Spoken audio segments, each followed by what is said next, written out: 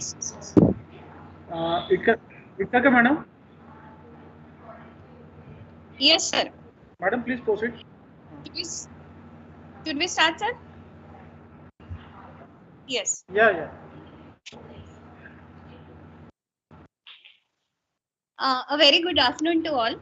I am Mrs. Sitkarkar, Assistant Professor at ENTC Department of AISSMS College of Engineering.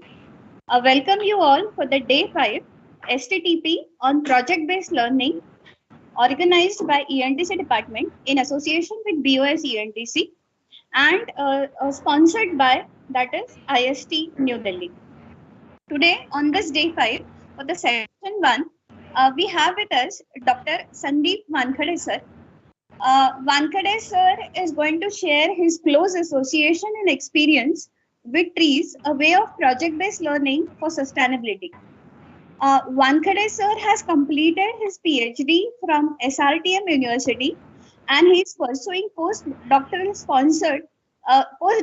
which is sponsored by Trees from Boston, US. He has completed Trees Level 3 certifications and Six Sigma certification. He is currently working with AISSMS College of Engineering Mechanical Department and having an experience of 24 years. He is a chairman of Trees Chapter Pan India. He has handled various responsibilities such as HOD, Coordinator IQAC, Member Academic Development Cell, Faculty Advisor IST and Trees Chapter, etc. He has published 17 research papers, 1 patent, and developed 3 innovative mechanisms. Sir is also involved in training and consultancies at Bajaj Consumers, Crompton Greaves Consumers, Bajaj Auto, Tata Motors, Forbes Marshall, etc. Sir has also received 4 state-level seminar grants, 3 research projects he has completed. He has also delivered 100 plus invited lectures and for the training programs at international and national levels. We have such an experienced person who has been associated with Trees. So I welcome Wankhede sir and request him to share his views on the way that is for the project-based learning for the sustainability. Thank you, ma'am, for such a nice introduction. Thank you, sir.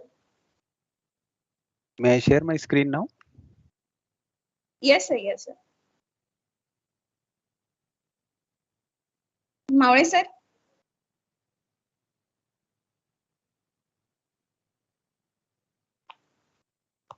Maure, sir, please unshare the screen so that sir can share the screen.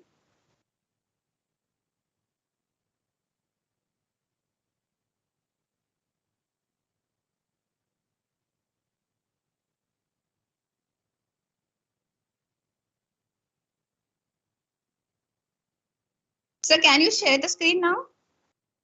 Yes, I'm doing it. Please let me know whether it is visible. Yes, sir. Yeah.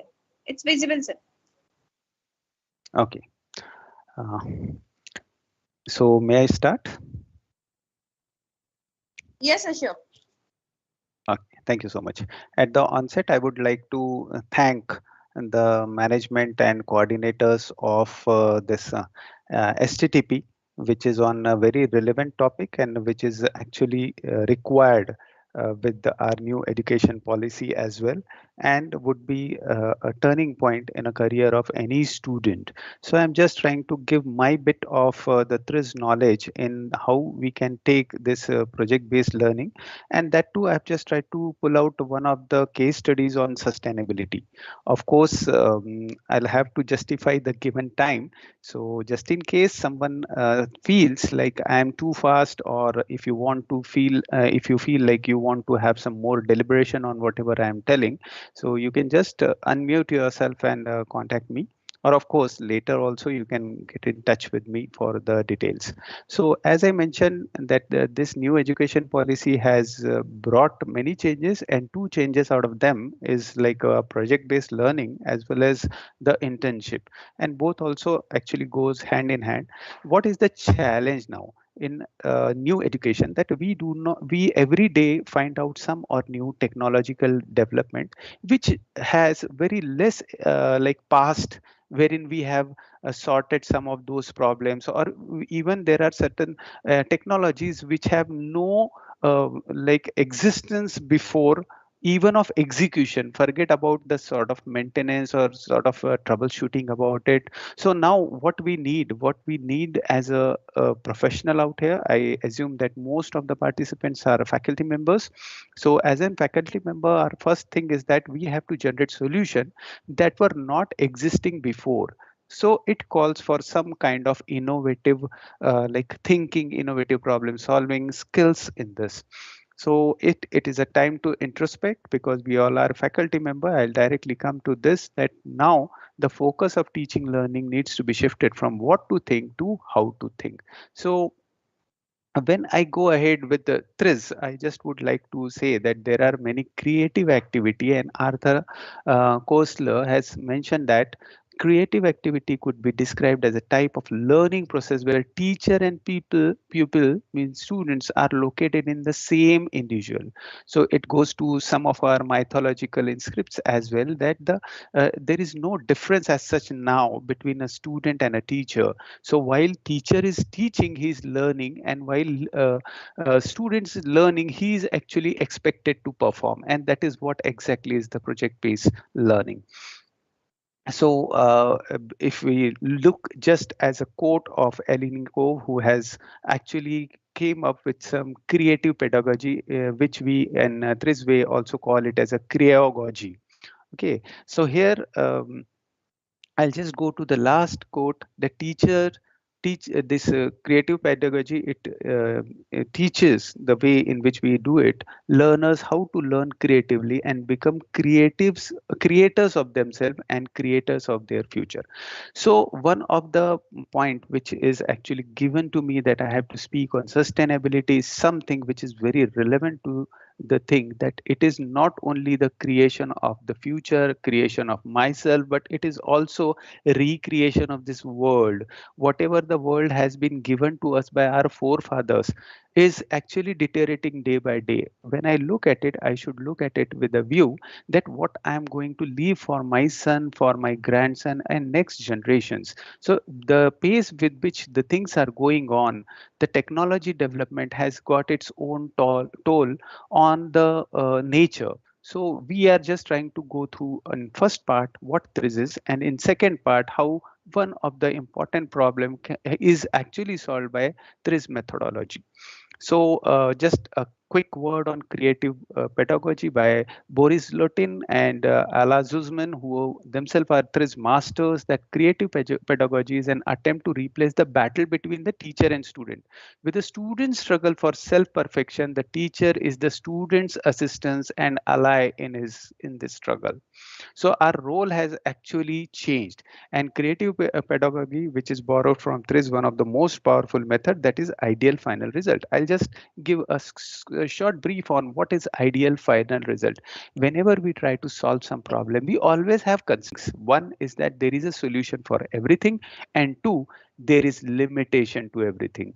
And trust me, we are actually gone more by that we have limitations, and like horse has got flaps on his eyes and he can see only in the front. So in that way, always we just try to look at the problem only and just keep all the constraints in our mind. Moment we break these constraints, we'll be able to find more solution within these constraints itself.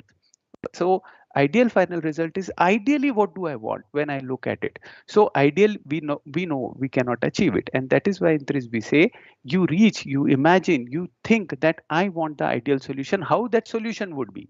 It should not have, like whenever we call about a solution or whenever we try to find out efficiency of anything, there are two major factors in that. One is input, other is output. So what do we mean? Like if I want the best solution, ideal solution, I want all output and no input, no source, no energy required for that, no raw material for that. So how it can be done? This is what we have to think, that this is ideal final result. We know practically we cannot reach to this ideal final result. So what should we do? TRIZ suggests come one step back. If you still feel that we cannot reach to this, come one step back. And that is how we work on that. When we look at the solution, first we should imagine the solution and then we should try on thinking these things. So if time permits, I'll give you a couple of examples on this as well, but it seems difficult in this case. So popularizing Pedagogy, that is TRIZ methodology, it is like being done all across the world. What TRIZ does, TRIZ is actually minimizing the risk of incremental development, which has got a very good likelihood of acceptance by the customers because it goes gradually and we can get the feedback from the customer. What do they want? And accordingly, we can improve, fine tune our product or a process or a service.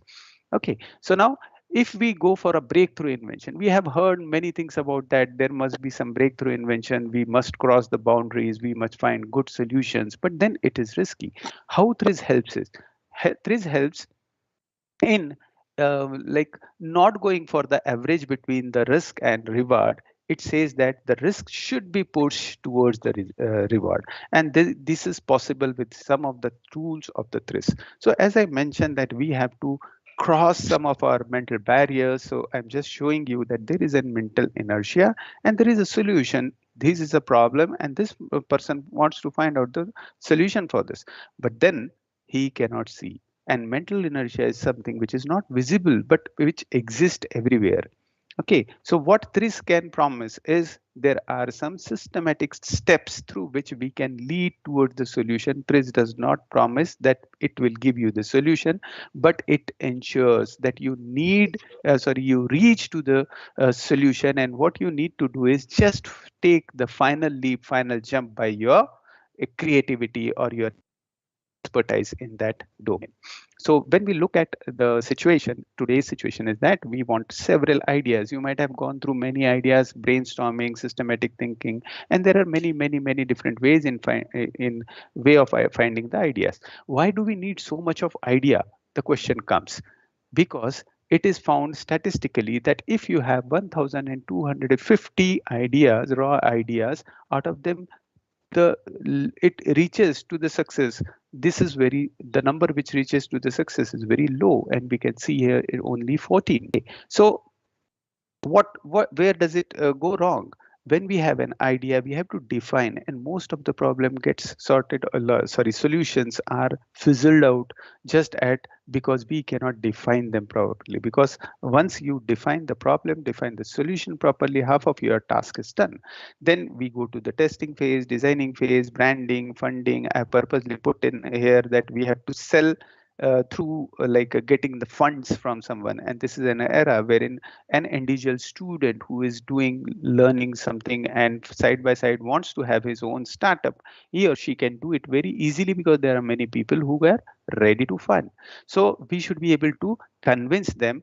Then at each of these points, there are some failures of the ideas, whatever we have. And that is why only 14 reaches to this out of 1,000, if we consider, not even if we leave 2,250 out of that. So what basically we do while doing this, we are creating more and more choices, because if this becomes 2,500, so this success may go to 28, isn't it? So what we do, we want more and more choices. And then what do we do? While we are coming down, we are just reducing this and convergently thinking that what will not work, what will work, and bring it down to this. So ideally what we want only one idea. Why? Because generating idea itself is a cost, and then generating so much of ideas and finding out my solution within that is again a cost. So this is how it works. But TRIZ promises that while I find some echo. Anyway, I hope my voice is clear. Yes, sir. Hello. Okay, thank you.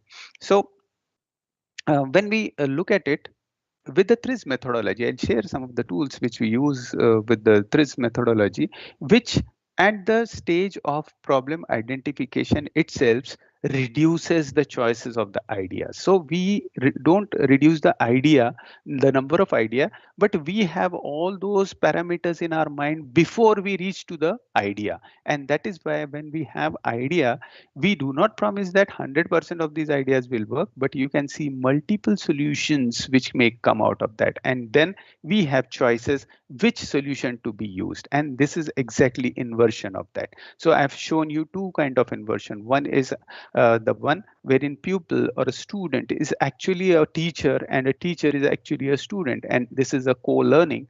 And second, that when the others are creating the choices more and more, and then putting more money on making the choices, here it can be not only the money, it is also all other resources, and one of them is of course time. So what is this? You might have heard about this or seen this. This is termed as a Phillips screwdriver. You know why this is termed as a Phillips screwdriver? Even I was thinking that Henry Phillips would have developed it, but no, John Thomson has invented it. He patented it in 1933. He tried for years to sell the right, but nobody bought. Finally, Henry Phillips got his attention to it, and he like uh, what this idea is good, but he also found out what is the problem associated with this. He quickly refined the crosshead design to make it easier to manufacture, and quickly again got the interests of General Motors. And see, it was not a problem. This was a wonderful product, but how to manufacture it was a problem. And that slight change in the design, a final jump, a leap, whatever was required, was done by Philips. And see the difference quickly. It was used in Cadillacs of General Motors, and immediately it was successful. And 4 years later, roughly 85% of the screw manufacturers in the US had obtained a license of getting this. So here he could not sell even once, but small innovative change made it like 85% of the manufacturer using it. Now, there is, of course, always a comment, always there are many calligraphy on what we do, what we teach, and what the student perform. Okay, so what we want a right tool. See, what is this? This is a symbol of what? Can participants unmute themselves? I don't know. But if you can unmute, you can just share with me. Like I can see even the chat box not activated anyway. So this is termed as a symbol of speed, symbol of motion, symbol of movement, isn't it? But if you look at it, it is moving, but it is going nowhere. And Alfred Montapart has actually mentioned that do not confuse motion and progress. A rocking horse keeps movements at times if we are not able to find the right direction.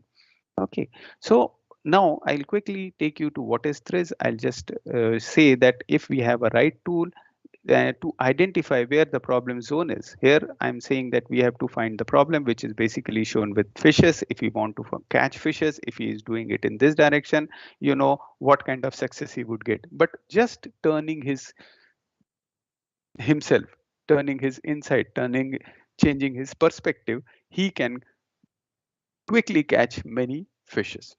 Okay, so the other methods which are random and try and error, which will lead to nowhere, while with TRIZ, we can quickly reach to the working solution, which is shown with the yellow band, and very quickly reach to the most ideal solution, which I just mentioned. And then wherein we can get the maximum value at the lowest cost. Okay, basically, whenever we are teaching learning, project-based learning, so at that time, we have to actually overcome minimum 3 of these 16 type of psychological inertia. So these are listed over here, which are actually the problem with this psychological inertia is that these are not evident. These are the problems, but these problems cannot be seen, sensed, or realized or felt also. Okay, so out of them, 3 of them are most important. That is a terminological inertia, image inertia, and inertia due to functional orientation. So in my previous presentation, I have given lucid examples on that. So I'll not touch more on that, but I would just like to bring to your kind notice that whenever we look at a product, so don't look at that product with these kind of inertias with your mind. We when listen about certain term that we have to transport, so we think that it has to be transported by a plane or by a car or by a ship or train or something like that. But when we say transport, so it is just a transportation of an idea also. Of course, COVID has made us learn this very hard way, and today my ideas, my voice, my slides are actually transported to you. So what is important? It is not important that we all should be together at one place physically, and for that we need transportation. We need different kind of transportation out here. So similarly, when we look at something with an image, and that is why at times you might have seen that some of the products look altogether different. But when you see the generations of that, you see that it is similar to that, and there is very less change in the shape. When we look at a car, most of the time it looks like the car with the with a bonnet and an engine within it, and the boot space, or sometimes the boots may be trimmed, and only like hatchback cars would be there. At times, even the front portion would be trimmed, that you can see in some of the buses. You know, earlier buses used to be like truck, so the bonnet portion used to be there, engine outside, and then that engine was brought in. So these are certain inertias, and which when broken can give some different ideas. It is all about thinking in a creative way. And inertia due to functional orientation, as I mentioned, that the function of transportation is not only to move a person, it is also to move the ideas, to move the voice, to move the presentation, and to have a discussion. So again, as I mentioned, I'm not going in the detail of that. There are many things which I can share. Let's see to the person whose name was Genrich Altschuler. He lived during 1922 to 1998, and he was basically a patent attorney. He got that position as an award of solving one of the very crucial problem of Russian Navy. He was basically a Russian, and then he came up with some of his concepts, wherein he studied around um, 40,000 patents. And it is said like he has studied millions of patents, out of which he has sorted out 40,000, and 40,000 literally he studied without computers, and made his notes. And what were his key findings were that there are different levels of invention, and there is a definition of inventive problem, and there are patterns of technology evolution. So I won't be again able to cover this, but there are very interesting discoveries which he has done. He says that over 99% of the creative solution use already existing solution principle.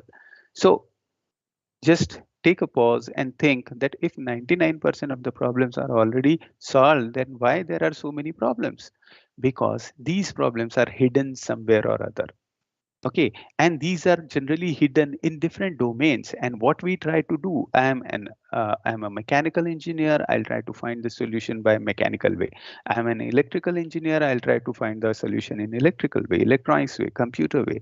Or I'm a farmer. I'll try to go with that viewpoint. So these things are to be broken out, and that is why if we can find innovative solution, it can be produced in a systematic way by reusing the previous experience, because 99% are already solved. So what are those 1%? Where are those? So the people who are getting Nobel prizes for some kind of like drastic or huge research and inventions, these are the problems which are actually not yet been solved. Maybe one of the vaccination was a problem at one point of time, but again it has been solved. So you can also see that when the vaccines were being made, these were also adopted and borrowed the concept from some of the prevailing diseases, isn't it? So inventors are basically strong thinkers and use common patterns, whatever the domain may be, but they use the common pattern of thinking. Then innovative problem solving patterns, he found that these are same across the different domains. What he did is, he, while studying this 40,000 patents, he just wrote down like what would be the first thing this inventor would have thought when he was attempting this problem. Because when someone gets a patent, so it is like an inventive solution only, because reusing of this solution in the same domain in the same way will not get a patent. Okay, so he thought like one patent from some medical background, other from aerospace, third one from military, fourth one from something else, pharmacy or whatever. And then he thought he found out that each person has got a typical way, and he noted them and made a very systematic problem solving approach.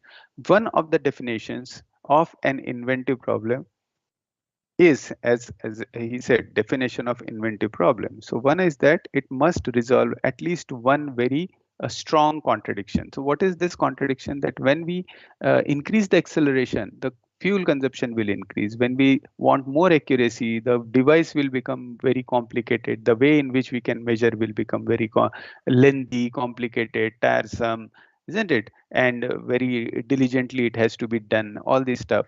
So these are the contradiction. So contradiction are generally overcome by trade-offs or compromise, isn't it? And we also call it as optimization. But actually, at times, these are very sharp and do not allow for any kind of compromise. And if this is a situation, there we go for some kind of inventive solution. Unless we have inventive solution, we won't be able to solve it. Okay, so a quick view, like mobile phone should be small so that it can fit in pocket, but it should be big so that we get a bigger screen. Similarly, a bus should be small to make turns in narrow city street, but it must be long to carry many passengers. And I have quickly shown you examples and which you are aware of. But just see, this to this transition was some kind of incremental transition within the same domain, that you still have keypad. A few minutes back, as I was telling you. So here, this is a breakthrough one. Altogether different. The touch screen itself is a keypad now. Tris gives, again, Alchuler mentioned that when you have a problem, take it to the abstract level. I'll just quickly give you one example, that when we think of, like, again, this also resembles to the three inertia: image inertia, terminological inertia, and functional inertia. Just think in your mind that when we are pumping, again, this is a terminology when I say pumping. We in TRIS would always say is that when we move water from the tank, which is in our basement, to the overhead tank. So what is used? A quick answer would be that we can pump it. And for pumping it, we need an motor. Now, of course, these motors would be of different type, isn't it? But finally, motor is required. So is there any way that without any energy, we can move this water from the ground tank to the overhead tank? So one of the simplest thing which may come up in our mind, of course, there are many creative innovators sitting in front of those screens, other side of my screen. So you may be having brilliant ideas, and I would love to listen to them. But due to some limitations, we won't be able to do it. But one of them would be quickly that we can heat the water. And while it is heated, it will go upwards. And when it goes upwards, I'll try to find out some solution wherein we can, like the steam travels up, you know, so it can reach over there. But would you try to implement this? Of course, again, when you are doing it, you are using some energy. Can there be some way wherein this can be moved without any kind of, because we are on a topic of sustainability, can it move without any kind of energy?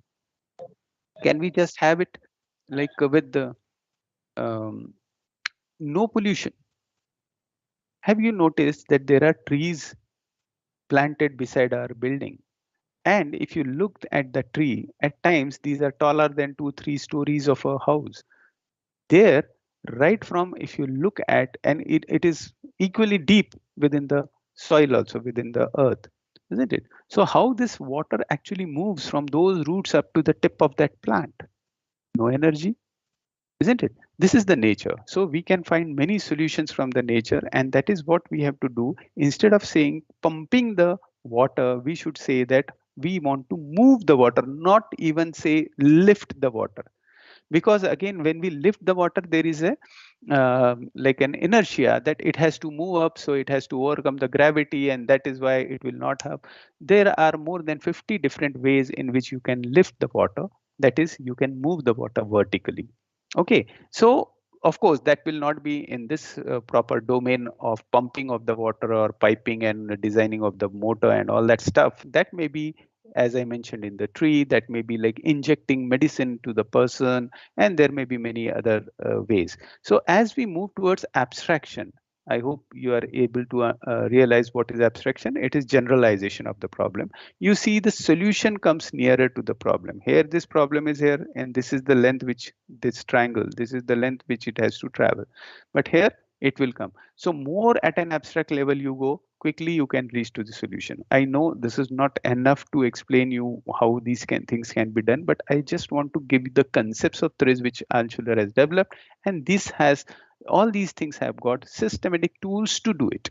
It is not just like it is left to the imagination of an individual. No, every person can reach through these steps to the as I've shown the steps. And I have clearly mentioned that the last jump will depend upon the like how good, how efficient, how effective, how quick a person can reach to the solution. One more important thing, that there are no trial and errors in this. Of course, there are multiple solutions. That is why multiple windows are shown. And finally, you can evaluate these multiple solutions and select one of them. Okay. So these are the roadmaps. As I mentioned, I cannot go in the detail again. There are 8 tools which are actually used for problem identification phase itself. And you can see even trimming. While you are defining a problem, you are trimming. Trimming is what? Unwanted part is to be removed. And of course, we may be using this principle in many or rather most of the projects or all of the projects. Then for problem solving, there are 7 different tools, and for concept substantiation, there are 4 different tools. Forecast, I'll just tell one of the concept. Anything, whenever you look at it, will have a joint. So initially it will be monolith, then it will have a joint, then it will become multiple joint, elastic, powder, liquid, gas, and field. So first, whenever you look at it, so it can be also termed in a simple way: mono, bi, poly, flexi, powder, liquid, gas, and field. So simple ruler, holding ruler, measuring tape. So it would have gone to two stages, then multiple stages, then flexible, then powder and liquid might not have been there. Of course, measuring के लिए, height measurement के लिए, we also use a liquid. You might have seen masons while construction of the building, they have a pipe with the water within that, and this air bubble can be sensed, and that level can be checked with that. That is again a measurement. So liquid can also be used. Then gas, and you can see the laser. So every product, you just look around you, whatever you product you see, you will find that it has moved towards this field. Or if it is not, you can just imagine that where it can be taken, and you can ask the students to think in this perspective. And students are at times having less constraints than us, and they may come up with very brilliant solutions on this. Okay, so this I need not explain. Simple single rod, then multiple joints, then there is a hydraulic. Hello, you want to speak to me? Yes. Yes, ma'am. Go ahead. Hello. Hello. हाँ sir. Previous slide. Yeah. Previous slide. Okay. Like, so these are the different, we can say, steps which we need to follow. Or is there any software or like to go through these particular steps, to follow these steps? Okay, you are asking about this product only, matlab this tool only, or you are asking about entire TRIZ methodology? Entire TRIZ methodology, sir. Okay, so ma'am, there are some softwares which are available, but these softwares are actually, of course, when these TRIZ masters, I'll just go to the history, quick history of that. They thought that if we have a systematic method, then why not to have a software? You just put the problem within it and it will give you a solution. And up to a larger extent, they were successful in doing it. But while they realized that it has to be done, because problems are, as I mentioned, are do not have at times any past of that. So you need to have a like a different solution for that. And as Trish says, that the solution of the problem at times are available in different domain. And when you move out of the domain, so you need to have the database of that. You have to have, which we call as a physical effects. while we are measuring something with this simple ruler or this ruler or this ruler, the principle of measuring is same. But moment we move towards this laser was actually not designed for measurement. Laser was designed for something else. Initially, I'm not very sure, but for signaling, and then gradually it has moved towards some kind of energy which can even cut the steel, or it can sorry cut the many hard metals materials which are very brittle. So these things have gone out, but again this is brought to the domain of measurement. So maintaining this much of physical effect and its proof, and it became very, very, very costly. So what did they do? They have put it in a systematic way of like, of course, initially there was a systematic way and then it went to the software. So answer would be software is there, but second, it cannot be used because maintenance of that has become very costly, and that is why we cannot use. Again, there is a via media for that, midway for that, because when we are thinking we need some quick iterative processes which are to be done in this methodology. For doing these things, we need to have um, some kind of aid. So for that aids, we do have many softwares available. Many apps are also available, which will give us a quick idea of how we can reach to the solution. Okay. So again, I'm sorry, I'm having a limited time, so I won't be able to give you Yes, sir. Yes, sir. That's fine, sir. Okay. Thank you. one point softwares, and I will be able to justify the answer out there. Okay, so I hope this concept is clear. Yes, sir. Yeah. Yes. So you can see it here also, one keyboard, then you might have seen this number of joints, flexible, and this again, you can have it from the field. So look at anything, you will find that this kind of transition is there. Let it be curtains, let it be any product, like even shaving blades. Okay, so initially the shaving blade was one, which razors, which even at times these barbers are using. Then there was a smaller one of that, one blade, two blade, three blade, five blade, likewise. Then people realized that putting more blades is actually not doing any function, because Tris works on a functional level, and we realized that the function of two blades, usme se first blade is actually just pulling the hair slightly up, it is just holding rather, and the second blade is actually cutting it. So 2 to 3 blades are enough for doing performing this operation. Then where is the uh, like you can say mono ho gaya, bi ho gaya, multiple ho gaya, then where is the flexibility in that? So if you would have seen the razors, in that the neck portion has been now made flexible, because when we move it on our face, so face is not on a same plane, right? So it has got some curves, and has got a delicate skin. So we won't be actually, we have to move our fingers to position that blade. But now there are flexible razors, and uska neck portion is actually flexible, and there you can just what you can say move the fingers, and it will align with the face, and that has moved towards flexibility. And of course there are laser treatments for removal of the hair, so again it has reached to the what you can say level of field. So here you can see what is the field. Here no one is typing, but this girl is just speaking, and this speaking is a acoustic field, and that acoustic field is actually performing the task of typing. So these things were initially, if someone was thinking, it would become difficult, but Tris can give us a direction where it would go further, and in that way it can be actually moved.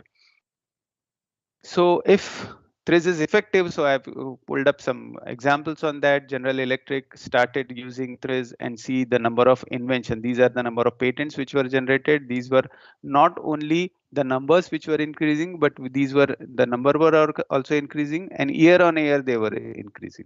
Similarly with Samsung, similarly with Procter and Gamble, and there are thousands and thousands and millions of people who are being trained. Samsung has got an entire culture of Thriz in their company. These are some of the products which you might have heard. but might not be knowing that these are actually born through TRIZ methodology. There are much more. These are the company which are using TRIZ at an international level. Of course, some Indians are also there. If you have not have heard about TRIZ in academics, so there are over 200 books and which are being published. We can keep on counting on that in 40 plus languages. Many universities are teaching TRIZ in a formal way.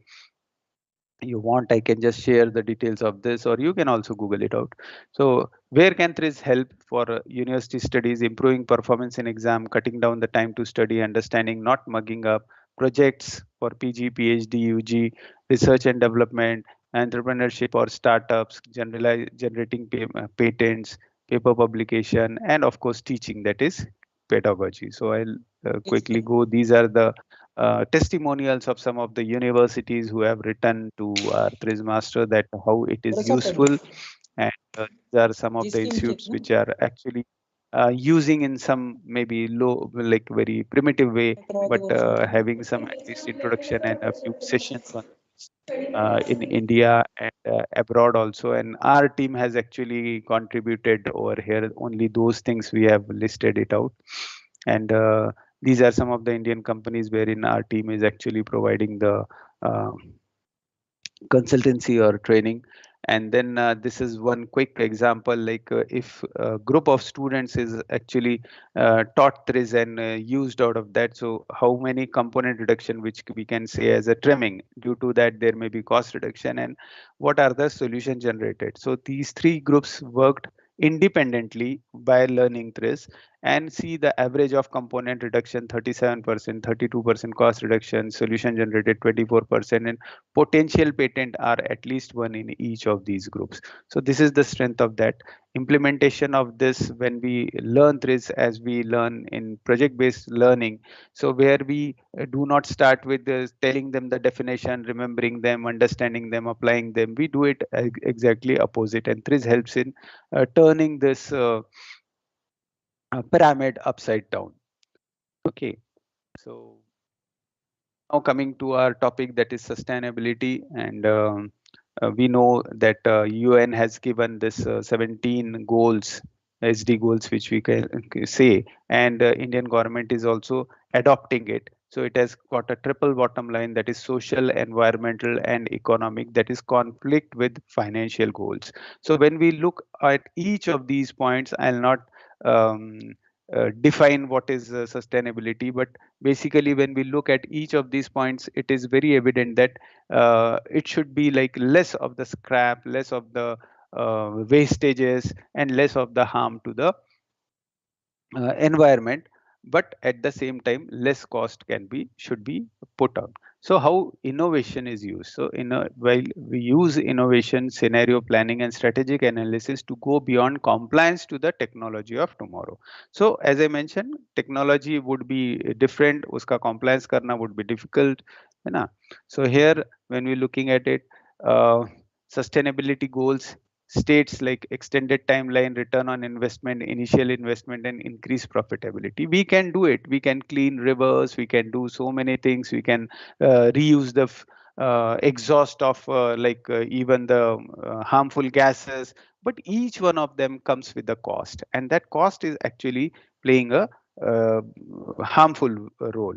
So this is one of the cooling system which was used for this data storage system, of course, computerized data system, and many like which we call as cloud. So basically, they store data in some place. So here, cooling system was to be designed, and this was designed and was used for several years, wherein the cool air would come in and get warmed, and it will go outside.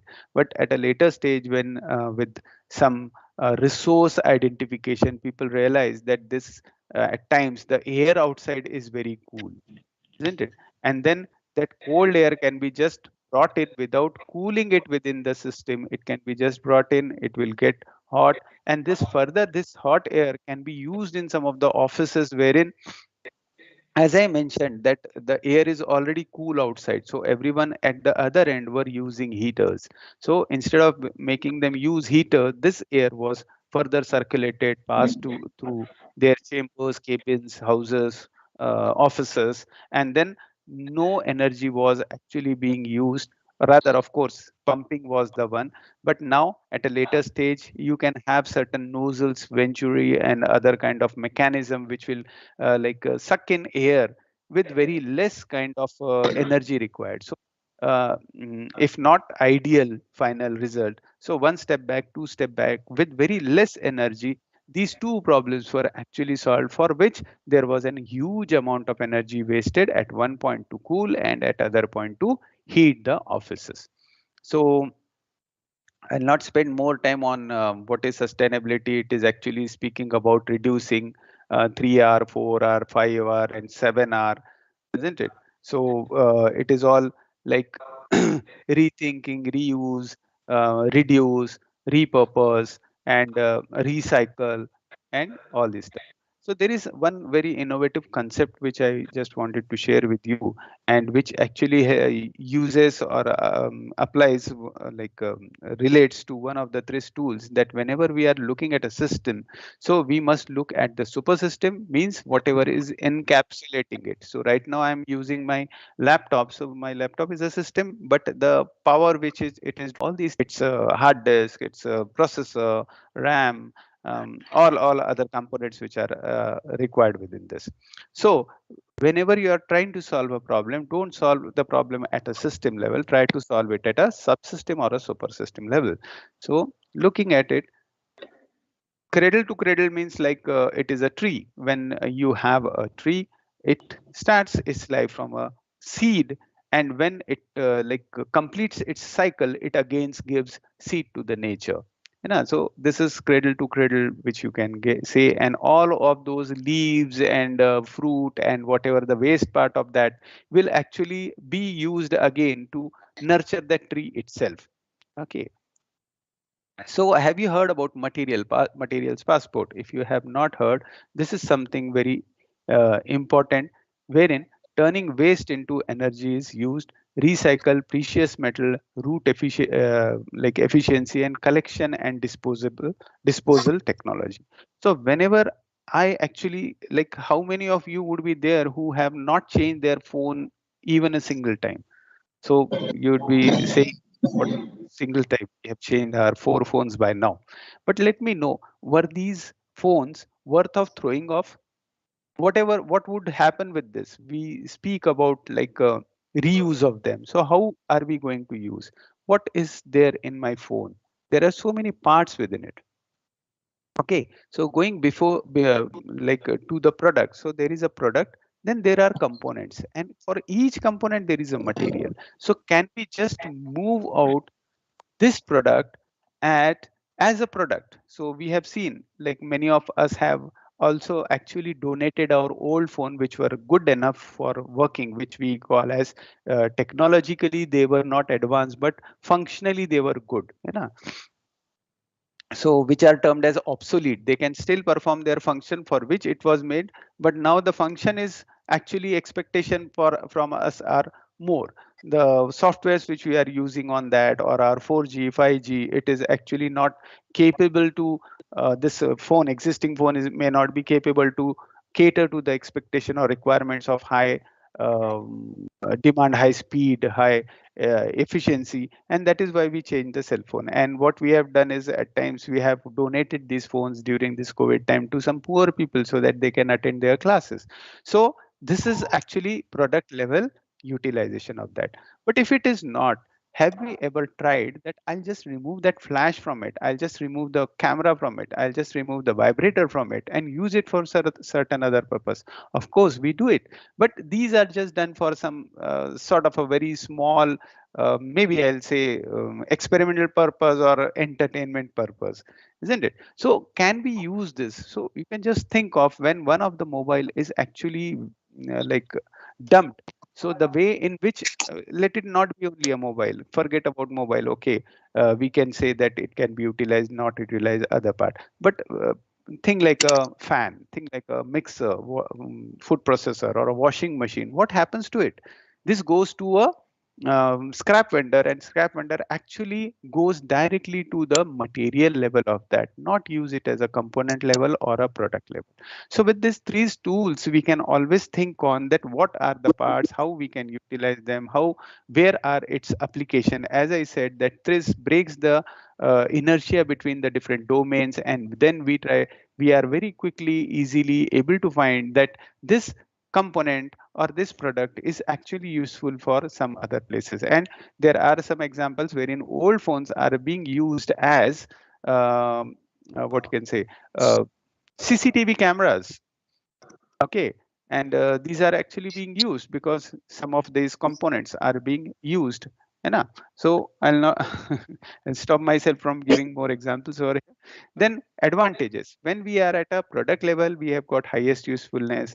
Then we can put it in as a service rather than sell, and higher collateral value would be there, means uska utilization would be maximum, uska um, uh, side effects or harmful effects would be less. But what are the limitations? There are limited IT support, standardization of the things, updation of the passport, time span, infant second hand market, additional investment, and legislation support. So what are those things? These are, when I say what is a material passport. Material passport is something wherein when you buy a product, it will come along with all those parts which are there within it.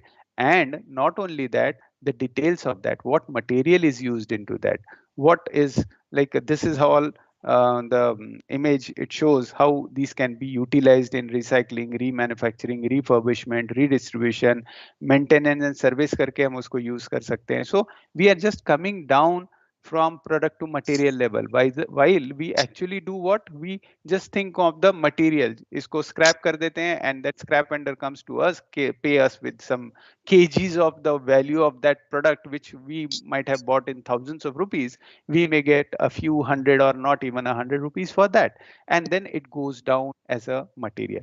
It is okay, people would say that there is a regeneration of that energy, but see, when we use a resource, when over the period of time when it is depleted, so what happens, it is actually causing a lot of utilization. I'll just show, it is actually showing causing a lot of utilization or wastages of um, the power which is required for that, the place, the resource, the manpower, everything. Power, earlier power means the energy required for doing it. So all these things actually is wasting, but we do not realize it, isn't it? So when we have solution as a cradle to cradle, so it should be regenerative. All this waste should go back in the different cycles, wherein it may be a technological cycle or it may be a biological cycle in the over the period of time. So the energy, you can see, remains infinite. Otherwise, most of the sources like coal, like petroleum,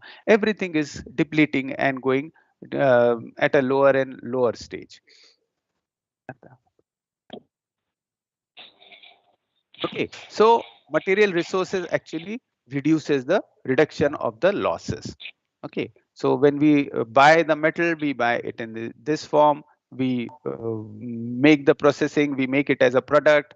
Okay, there are certain production losses, then there are certain force losses, then there are certain wastage, and then there are some returnable wastages also. So what we mean by returnable is that we save proudly that itna scrap हमने reuse किया है, but at the same time we are also wasting the energy. So when we are actually cutting 100 tons, out of that 10 tons goes to this as a semi-finished good, and then only 1 ton goes into a furniture. So this is very alarming.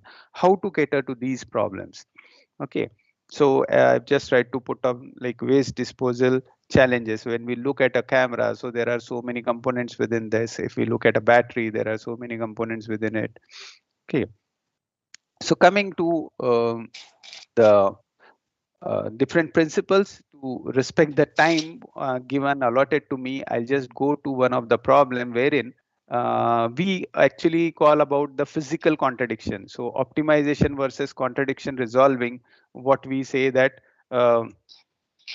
we have the different tools, like when we look at the optimization approach and when we look at the TRIZ approach. So what we do, so now as we have next session scheduled, I'll quickly go to one of the case study which will show you.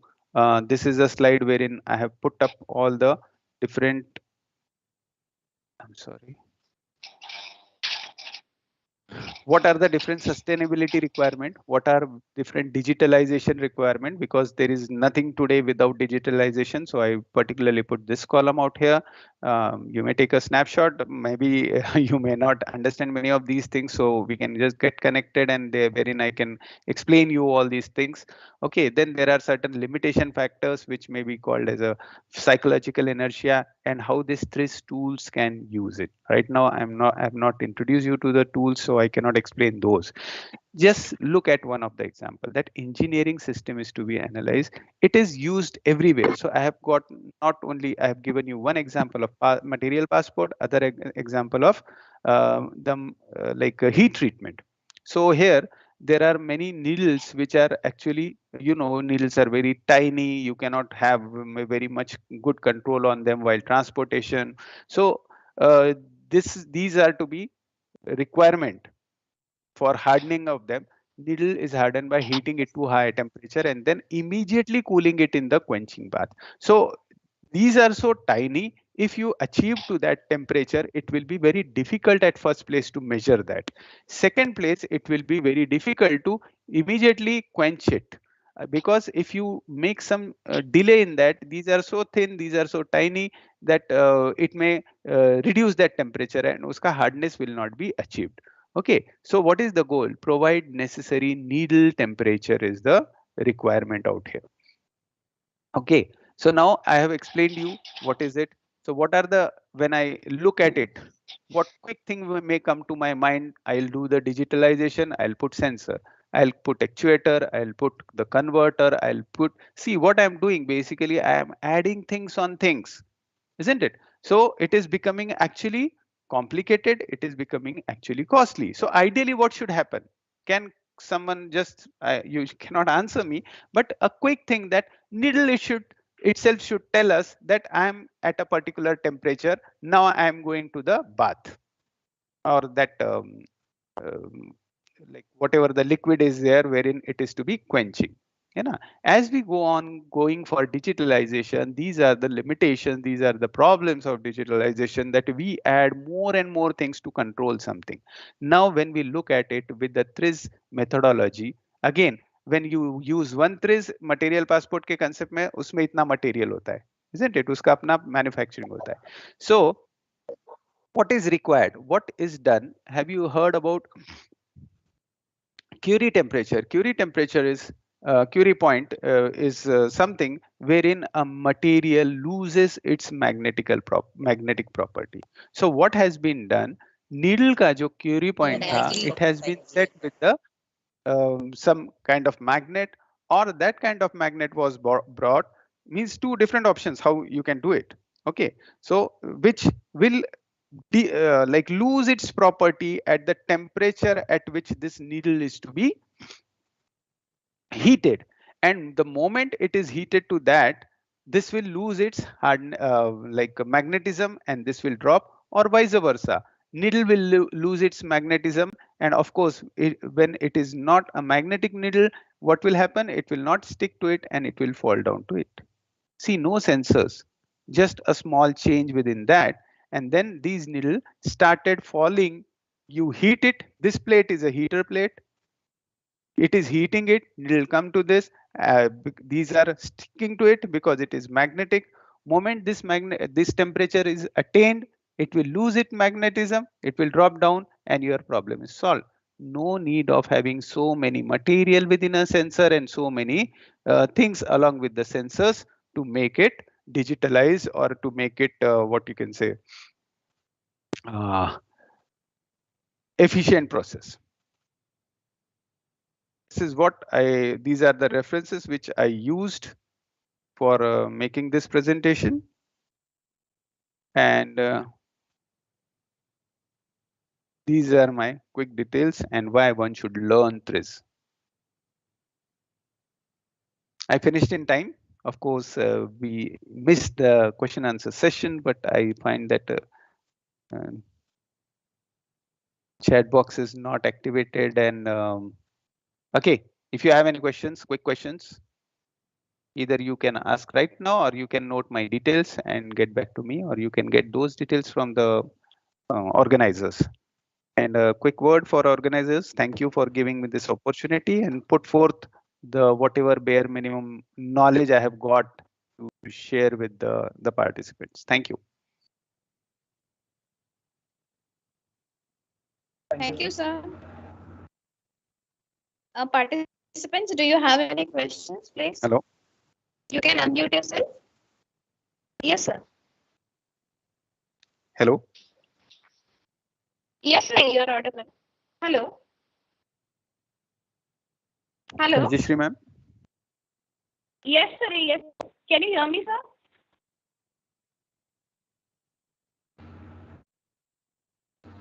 I can't hear anything.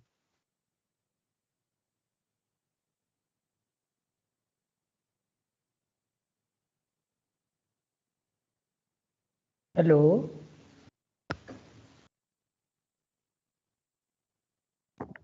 Hello, Dr. Wankhede is there? Hello. Am I audible, sir, now? Hello. Yes, ma'am. You are audible.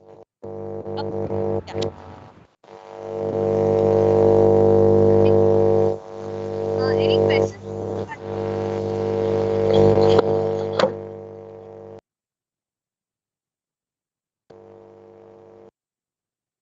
Nowadays, sir? Yes, madam. I think no questions are there. If questions are there, the participant can mail those questions. I will send those questions to Wankhede sir, and Wankhede sir will reply those questions.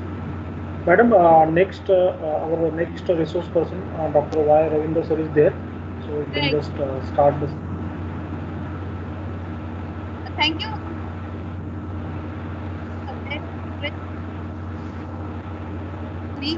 Madam, you are not audible clearly. Hello. Yes, ma'am. Yes, madam. Am I audible? Still breaking. Thank you, sir. Thank you, sir.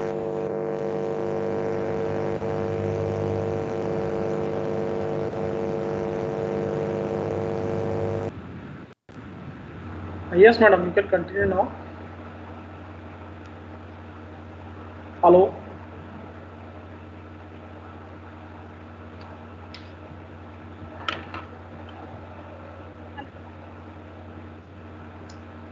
Yes, madam. Yeah. Yes, sir. Ravindra sir, welcome, sir, to our college, to the online platform.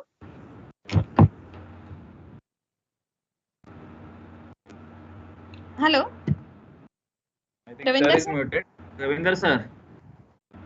Yes, madam. I am there. I am there. Yeah. Welcome, sir. Yes, yes, yes. Yeah, good afternoon, everyone. Yeah, welcome, sir. Yeah, good afternoon, sir. Good afternoon. Yes, sir. On behalf of AISSMS College of Engineering, ENTC department, we welcome you for the STTP on PBL. I welcome Ravindra sir, and he is going to deliver a talk on PBL methodology and evaluation. Sir has completed his PhD and that is PhD from Osmania University, Hyderabad. Sir is working as a professor with PICT and is having an experience of 25 years in teaching. His interest areas are adaptive and smart antenna, cognitive video, and wireless communication. Sir has published 18 papers in international journals and 20 in conferences. He has received a grant of 16.5 lakhs as a principal investigator and a co-investigator. Under his guidance, there are 3 candidates who have been awarded PhD and 3 are in process. So I welcome sir for this session and ask him to proceed for the session, which is on PBL methodology and evaluation. Yes, madam. Thank you very much for your nice introduction. First of all, I would like to thank Professor Bormane sir and Professor Balke sir and also Professor Maule sir for giving me an opportunity to share my experience and my views on the project-based learning. And also I would like to thank all the participants for attending this. And also I would like to give you a rider that whatever the discussions I am going to do is based on my experience and will be restricted to the Pune University level implementation of the project-based learning at second year level. Many stars, many experts have shared their views on the project-based learning. I am nowhere matching their capacity, but still I will try to give my views on the project-based learning, and we try to gather the concept of project-based learning from around 2017 onwards. We have been doing this project-based learning unknowingly or knowingly, but now this has to be a formalized way of learning. We've been doing the projects at second year level, third year level, and also final year level. We have mini projects, we have BE projects, we have my mini projects at first year, second year, we used to give them, but now we need to implement this project based learning as a methodology, not as a project. So the project is not that important. The methodology, the pedagogy, it's a teaching tool that we are going to inculcate in the daily teaching. So that is what the main context here. And there are many issues which we need to solve.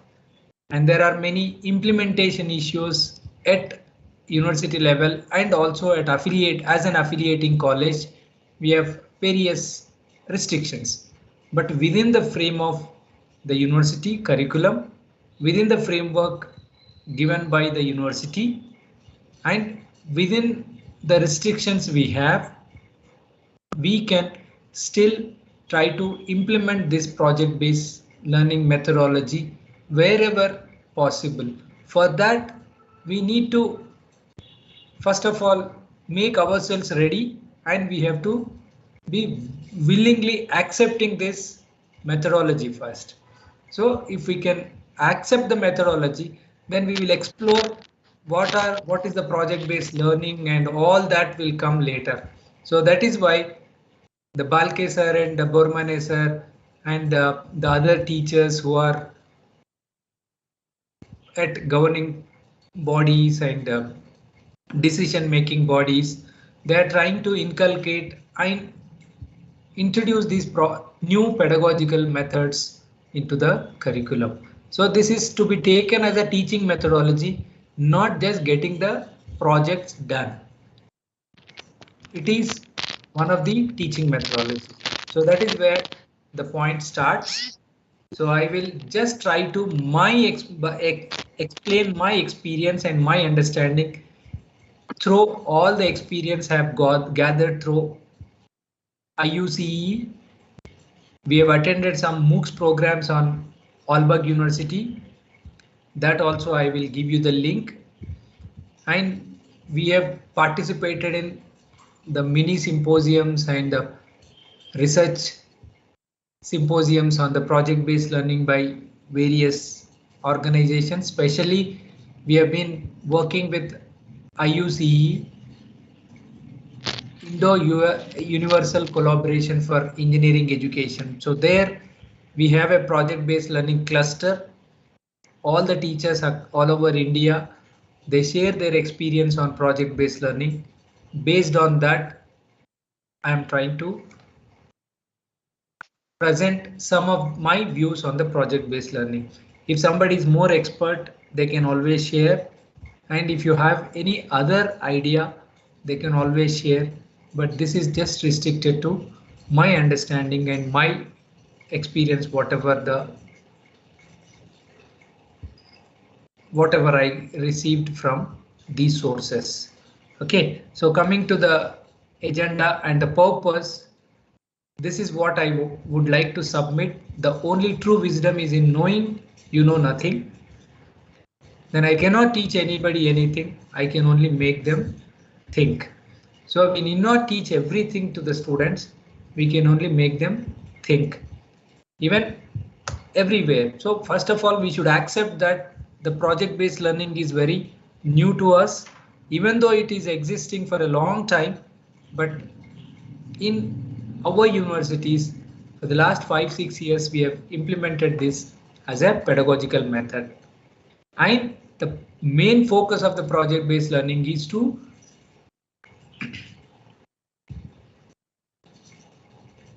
enable the students so that they will start thinking. So we will provocate their thinking rather than we give everything. Key points I am going to cover: the different methods of learning, that is learning and teaching methods, why project-based learning, differences in conventional and PBL. Then we will try to just once again reiterate that what is the difference between a project and a project-based learning, what is a project problem-based learning and what is a project-based learning, then what should be the characteristics of the PBL, then what are the skills to be developed through PBL, why PBL is necessary especially in professional colleges. Then there is one book I refer for the long time, and I reiterate the skills required even from primary school to PhD scholars. So the same skill set is important. So that I will try to present on that. And then within the framework, within the restrictions put or within the affiliating system, how we can implement this project-based learning and what are the methods we can adopt. This is one of the methods we can adopt and how we can evaluate, and then how we can see whether there is an effect of learning, whether the learning is improved or not by using certain steps, and then how we can assess and all. Then after that we can share some of the views from the participants, and if at all there are queries, I will try to clarify. Then the project-based learning all started with a case study. So earlier we used to have a teacher and the students, and it was one-way communication, but the reinforcement of learning, the learning can happen. We used to give some case studies. So this all started at Harvard University. Then tutorials.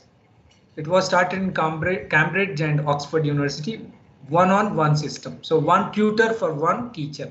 So that may not be possible, but that we started implementing in our curriculum, 20 students, one tutor, and then there will be a close interaction rather than 60 to 1. There will be a close interaction. So the learning will be more powerful and it will be enhanced learning.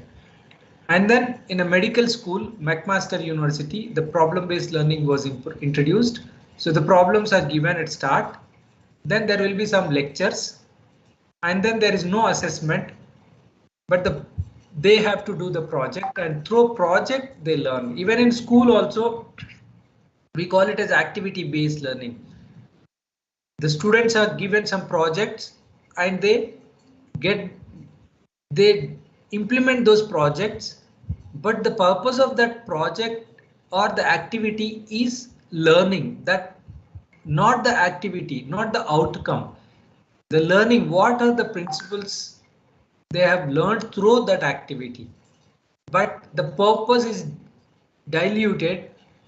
Rather than understanding what is their learning outcome, we are trying to assess what they have done, whether the project or the activity through exhibition, we are trying to impress upon the outcome.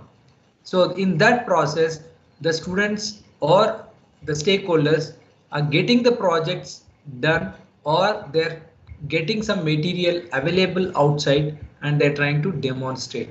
So if we are giving importance to the outcome or the prototype, then that possibility is there. But if the learning is concentrated through that project, then the learning will happen. So the main focus of the project-based learning is not the project, to my opinion and to my understanding. Of course, the outcome will come later. It will fall in line and it will be incidental. But the focus is on learning while in the course. After the course, after the program, the project is also important. Then in 1974, Maastricht University borrowed the PBL program from McMaster University. And then Aalborg University, all the programs introduced PBL since 1974. And they have a MOOCs course on PBL. Most of us have attended that, so all of you can also attend. Even IUCE conducts many programs on PBL and the cluster they have, so all of us can join that and get more experience on project-based learning. Then the first is a group session to talk about your feelings. Then 1990 project-based learning to a problem-based learning.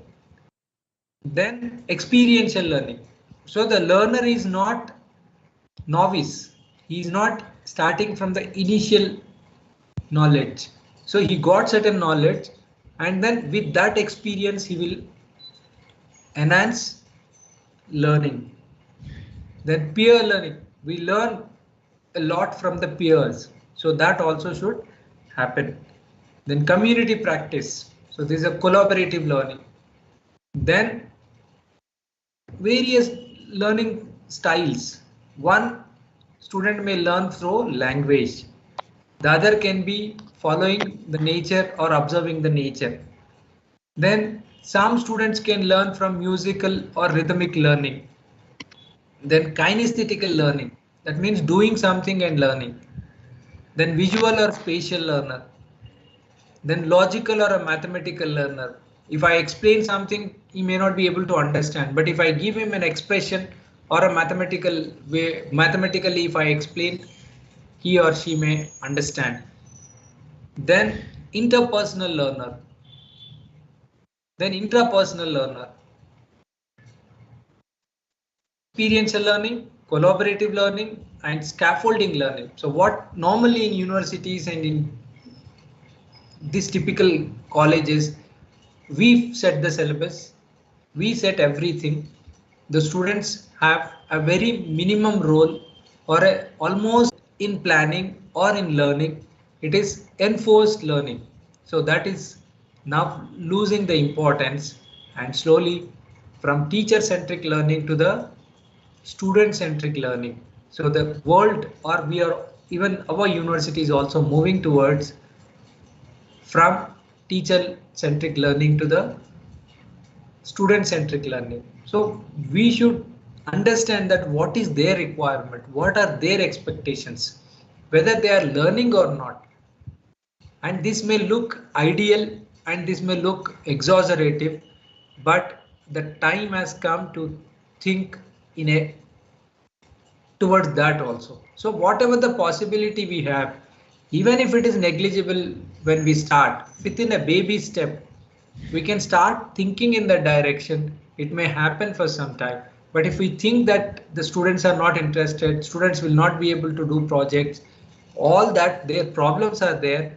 But what I think we can start somewhere and we can move ahead. It will happen after some time. So ideal towards the ideal project-based learning, it can happen after few years, but somewhere down the line, we need to start somewhere. So that is why we have to initiate that. Learner-centered learning. So learner-centeredness is the focus of facilitation and curriculum development. So I develop the curriculum and facilitate, the learning will happen automatically by the students. But we are the facilitators, not a spoon feed kind of thing.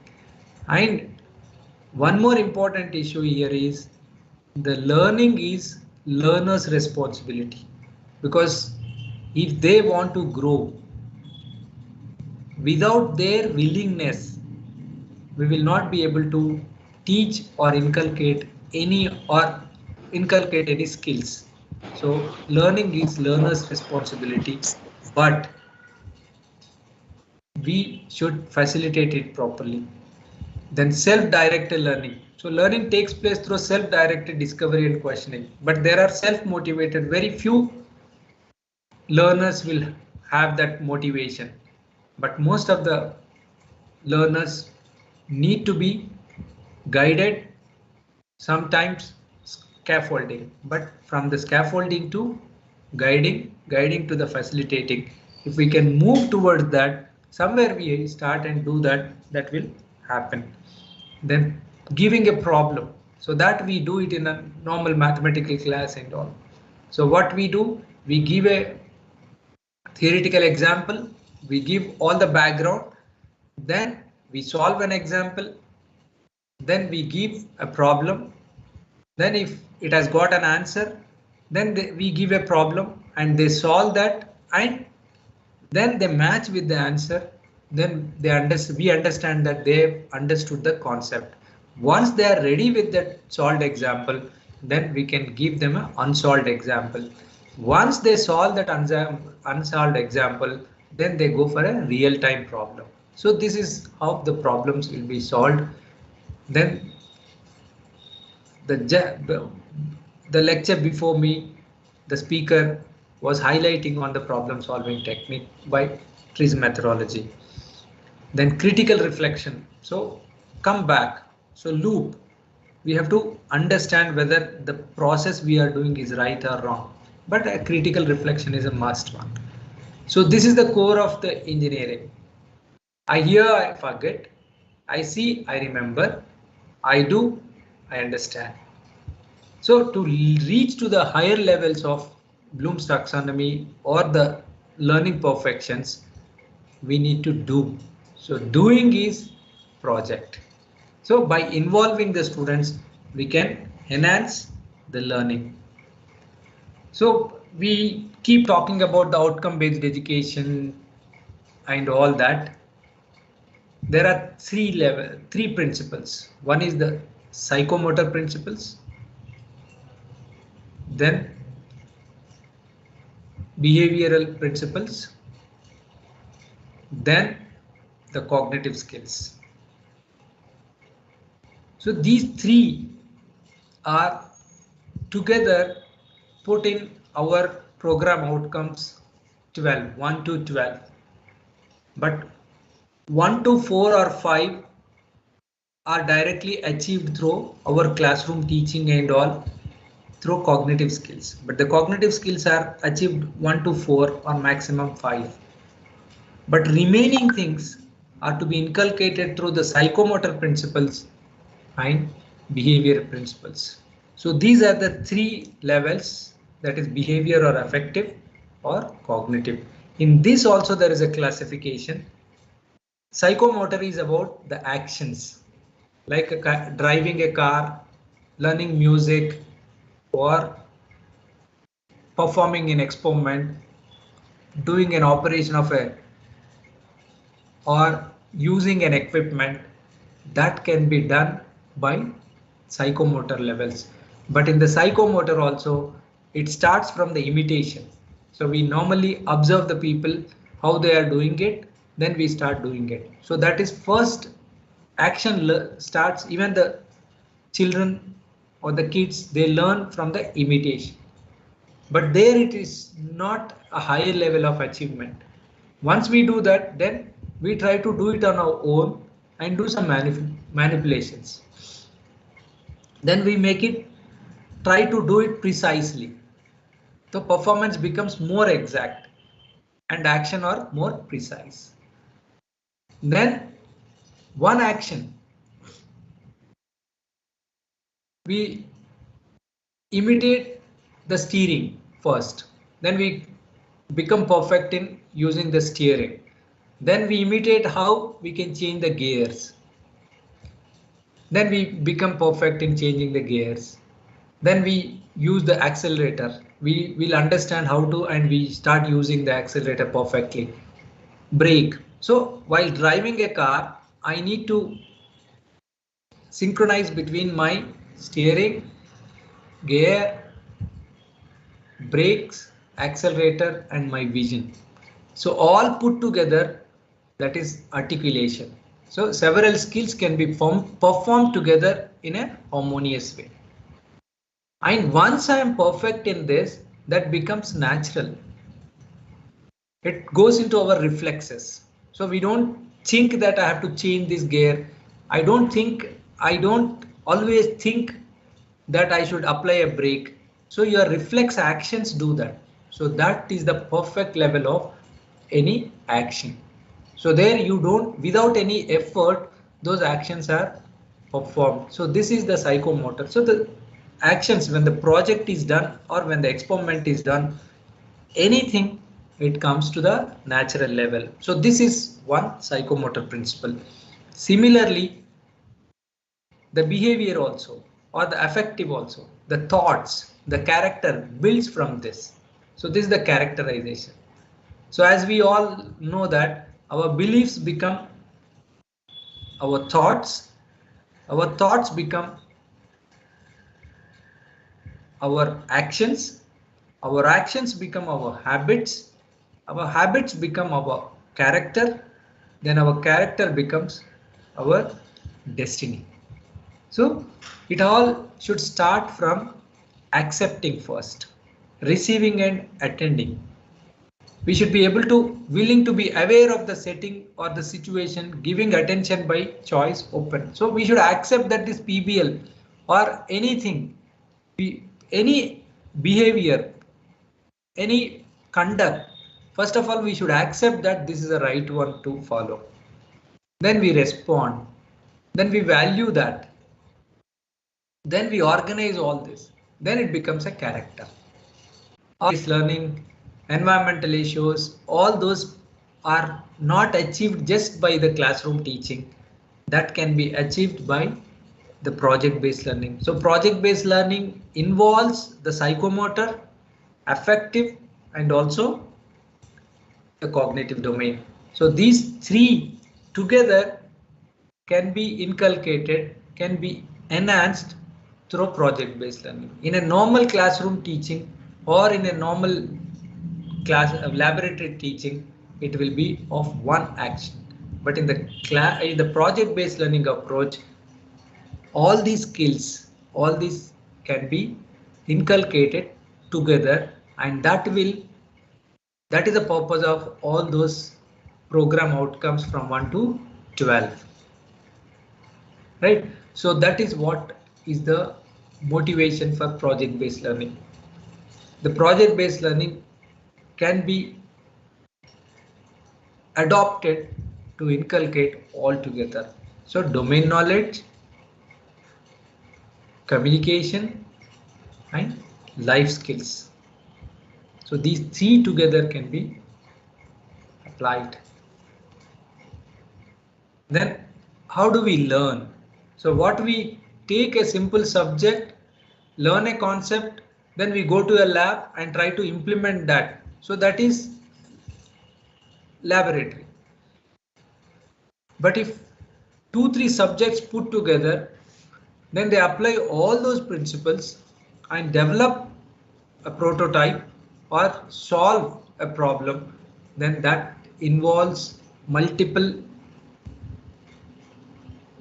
domains. So it is experimental. I understand the principles, or I understand any concept, or I can understand any theory through experiments. Unless I understand that I do experiment, I will not be able to understand. The second method is by putting the mathematical expression. So if I have to explain the learner Ohm's law, if I give a statement, it may not be completely possible to make the student understand. But if I take them to the lab, I have a resistor, I have an ammeter, I have a voltmeter, I have a source. Then I connect them and I change the voltage and note down the current, and then I plot V raised to I. From that I can understand. But that is one way of learning. The other way is putting that into a proper expression, that is V is equal to IR. So that is analytical one. But if I have a program, then I write a program, then I plot it, then that can also be possible. That is a numerical way of doing it. Or the learning can happen combinational. Partly it is experimental, partly it is analytical, partly it is numerical. That is what we do normally in primary school or engineering or MTech or PhD. So come to the project-based learning. Never tell the people how to do the things. Tell them what to do, and then they will surprise you with their ingenuity. So every time we need not underestimate the learners, that we need to tell each and every step. But if we tell them what to do, while doing that, if they are responsible and if they are motivated in learning, then they will find out the solution by gathering all the knowledge they have gained through the educational system. That is what is the project-based learning. So the project-based learning is a teaching method in which students learn by actively engaging in a real world and personally meaningful projects. So that is a final outcome of a project-based learning. It is a real world and it should have a real world solution. But every time it may not be possible to have a real world solution, real world problem. But even if they choose a problem while learning, while doing that project, they will learn. For example, if I have to teach them amplitude modulation, I'll just give them what is amplitude modulation, and then what I do, I will tell them build amplitude modulator circuit and then demonstrate how does it work. So that problem if I can define, and then I'll tell them where to get the references, where to get the background, and what is the infrastructure required if I provide them. If they do it on their own, they will learn all this through that. So instead of teaching amplitude modulated wave amplitude modulation step by step, if I give them a problem, give them a background for a group of students, then they will come up with the solution, and there may be multiple iterations and all that. Through that, the learning happens, and that learning will be forever. They will never forget. So that's what I hear, I forget, I see, I remember, I do, I understand. So the conventional learning is teacher centric, teacher directed, listen, memorize and repeat, independence, teacher decision making, knowledge and facts, directed instruction, short time investigations. But the project based learning, it is student centric, student directed. Here discover, apply and present. It will be collaborative, and the students will be able to take some decisions in what way they can understand, what way they can learn the things. So that will inculcate all the 21st century skills. Then if teacher directed, then it will be one methodology I will apply. But if the student is directed to do that, sometimes he may do experiment, sometimes he may refer a book, sometimes he may use simulations. All together in a span of time they will do learning. Then long-term investigations are possible, whereas in the conventional method only short-term investigations are possible. So even though their targets of or the expectations from the project-based learning look too ambitious, we can start with some baby steps.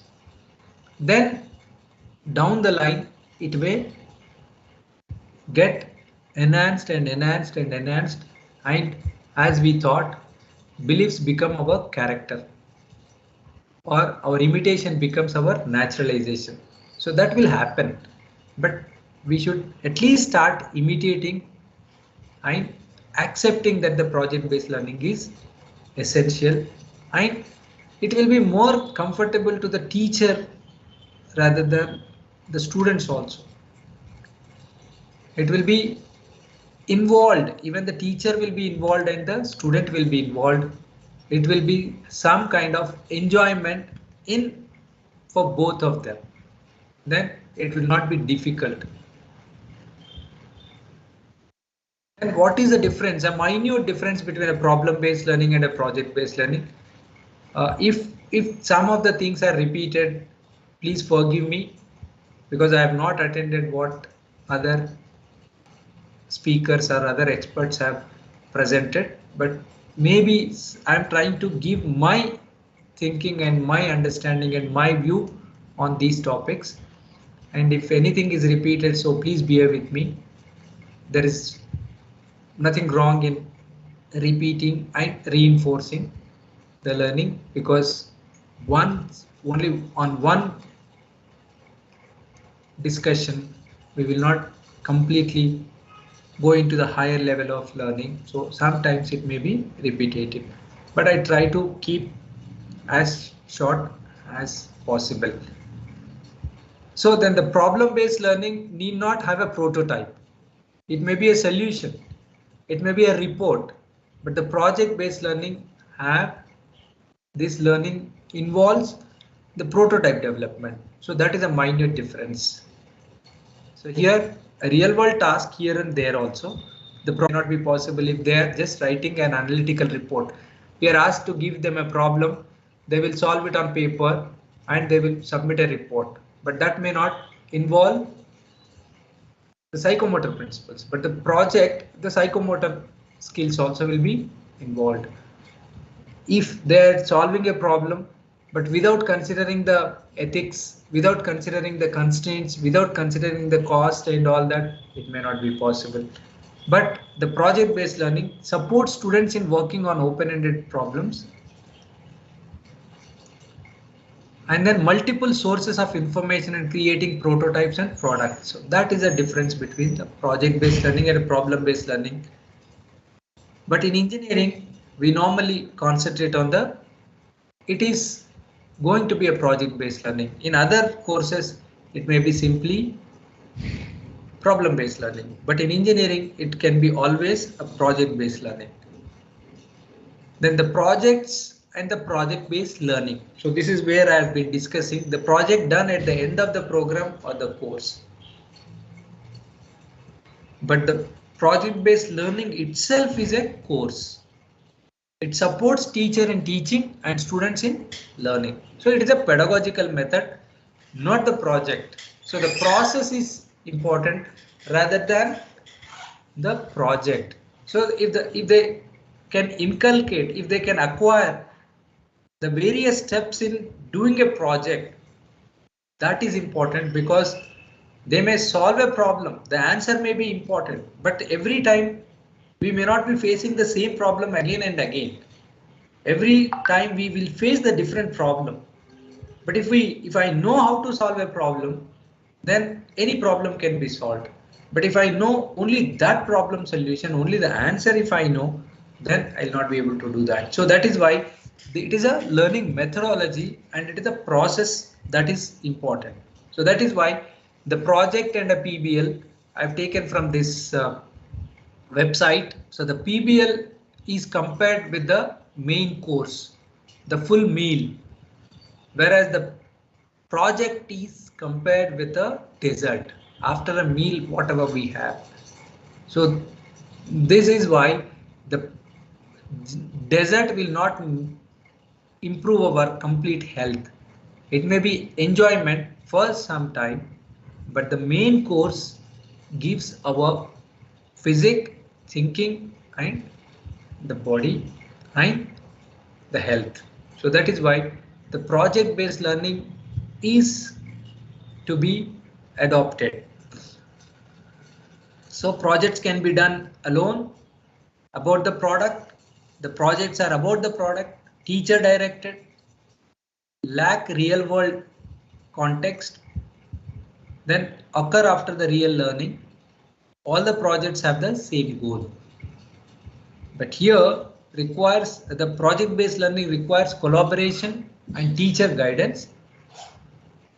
It is about the process rather than the product. It is student directed based on real world experience. So if it is not if it is ambitious to have a real world problem, we can give different problems, but easily ready-made solution is not available, but they will try to work for the solution, and then they try to work for the final prototype, and through that work they will learn a concept. So real learning occurs through the project. Student choices to determine the outcome. So while in the project-based learning, students have to produce an artifact. Problem-based learning, students have present a solution, so a problem. Then this is the traditional learning and the problem-based learning. I have already explained this. Then what can be a meaningful project-based learning? So that project-based learning meaningful it becomes when it can inculcate all the three domains I was talking about: psychomotor, affective, and cognitive. So here also it should not simply having a solution available and they will be able to do it. It is first it should have a problem driving question. So that is where we'll decide what will be the learning and what will be the learning outcome and how intense the learning will be. So this is the core.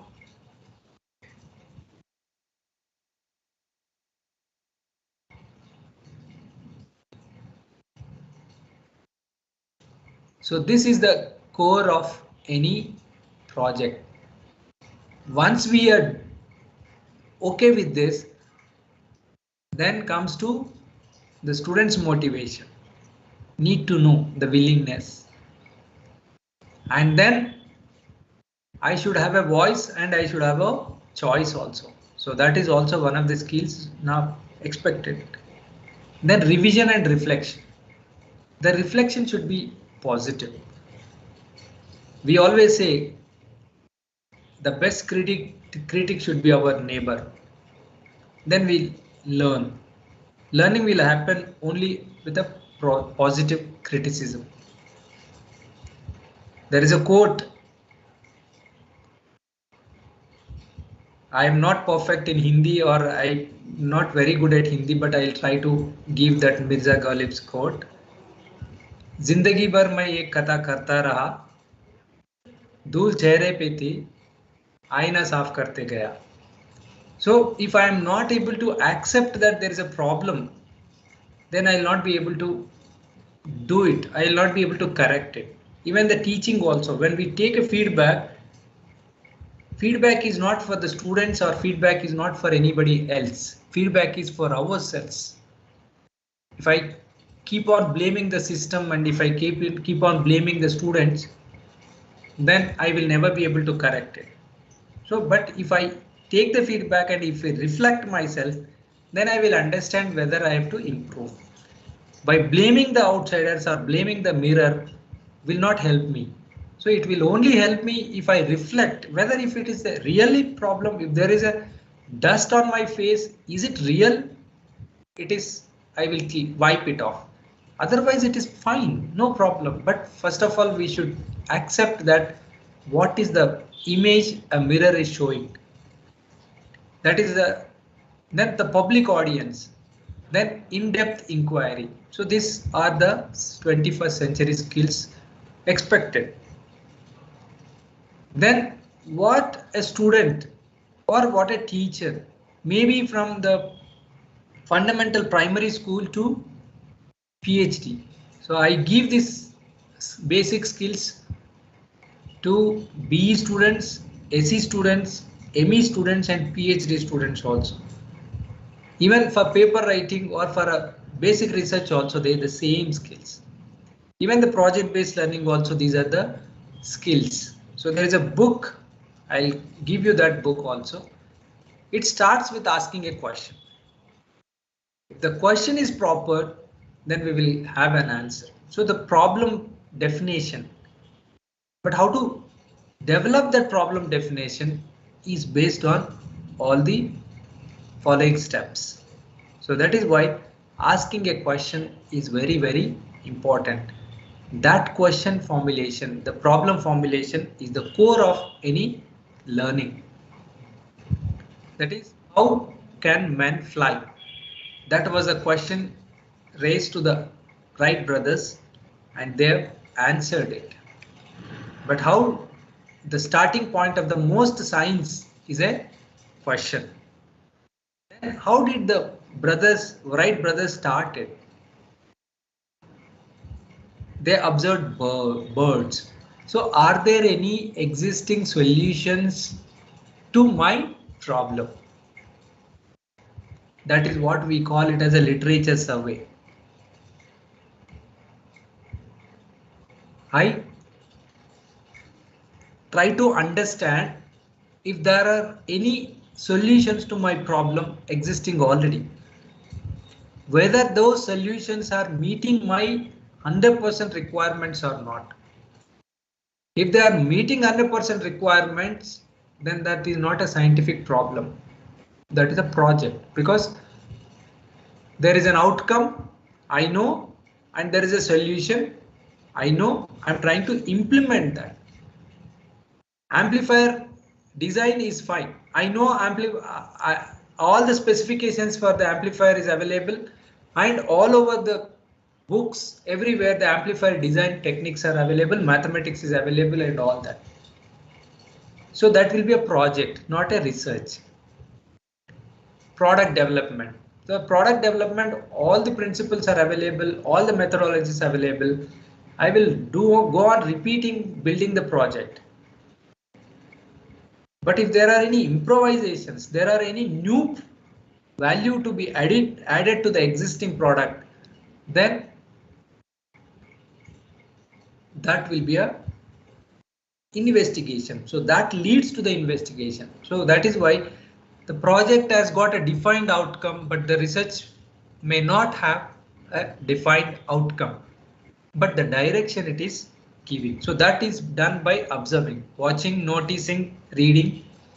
Then what everybody else has seen, that is, so research is to see what everybody else has seen and to do what nobody had done, or to think what nobody had thought.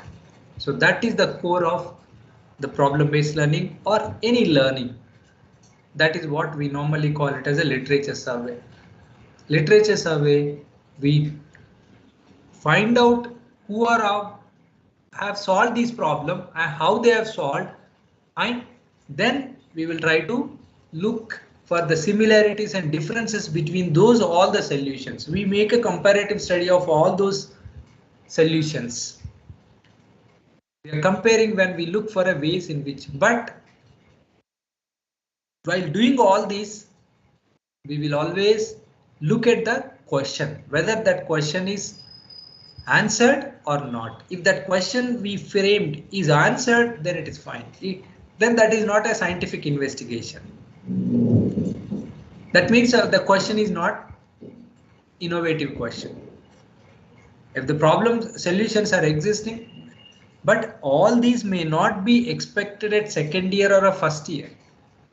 But they should know that these are the methods to be adopted for any real-time question or a solution. This is how we should approach. It is not that every time there should be an innovative and a creative project to be done by the students at undergraduate level, that too in the first year or second year. But we can inculcate, this is the methodology they should follow. They should be able to do all this, how they are different, how they are similar. Make a list of how they are alike and how they are different. So all these solutions, make a list of them and find out similarities and dissimilarities. Then classify them into various categories.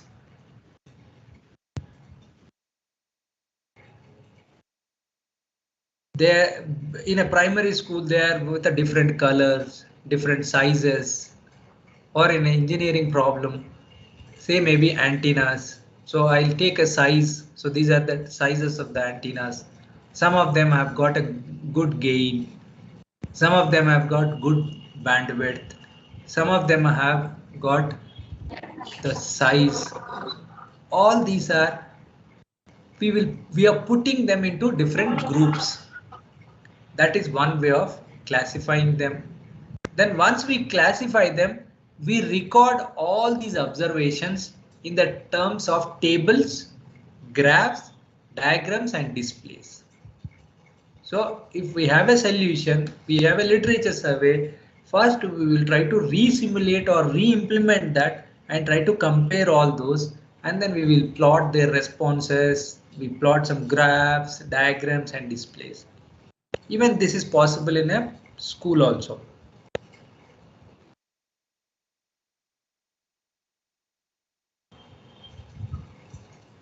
Then the next step is to interpret. Once we plot, whether it is linear, non-linear, whether it is sinusoidal, whether it is damping, under damping, over damping, from the plots we will have, from the graphs, from the diagrams, we can have so much of understanding. So question, to solve that question, first we observe. Once we observe various solutions available, we look for the similarity and dissimilarities. Then we classify them. Then we record them, and those records we should be able to interpret, and that also should try to solve our question. So towards the question only, not anything haphazardly. It is based on the question. Learn to read records to get all the information. Then reading database, graphs and diagrams to get as much information as possible. Then analyze. What is analysis? Divide the entire problem into small modules. Go to the root level and then understand each of the root levels and integrate all them together to develop a concept. So that is an analog. Study the information to find only what you need to answer your question. So some of the things may not be applicable, some of the things may be applicable. So by analyzing this, whether we have solved a problem, we define the first, it starts with a question. Then study the information with question in mind. Then concluding. Conclusion is not about summary. Conclusion is not the summary that we have done these steps. It is what we think about that solution, what we think about that, what is our interpretation, what is our understanding. Not by summarizing the things, conclusion is the new thing that we learn is called a conclusion. When we look for the information, we are interpreting, analyzing and drawing conclusions all at the same time. Then after concluding, we come to a point, we have a very good idea about that process or that the report what we have done, all these steps, we got an idea about that question or the solution. Then we can have improvisation. Explain why it happened, sensible guess with the knowledge we have. Then we have a prediction. If I change this, what happens?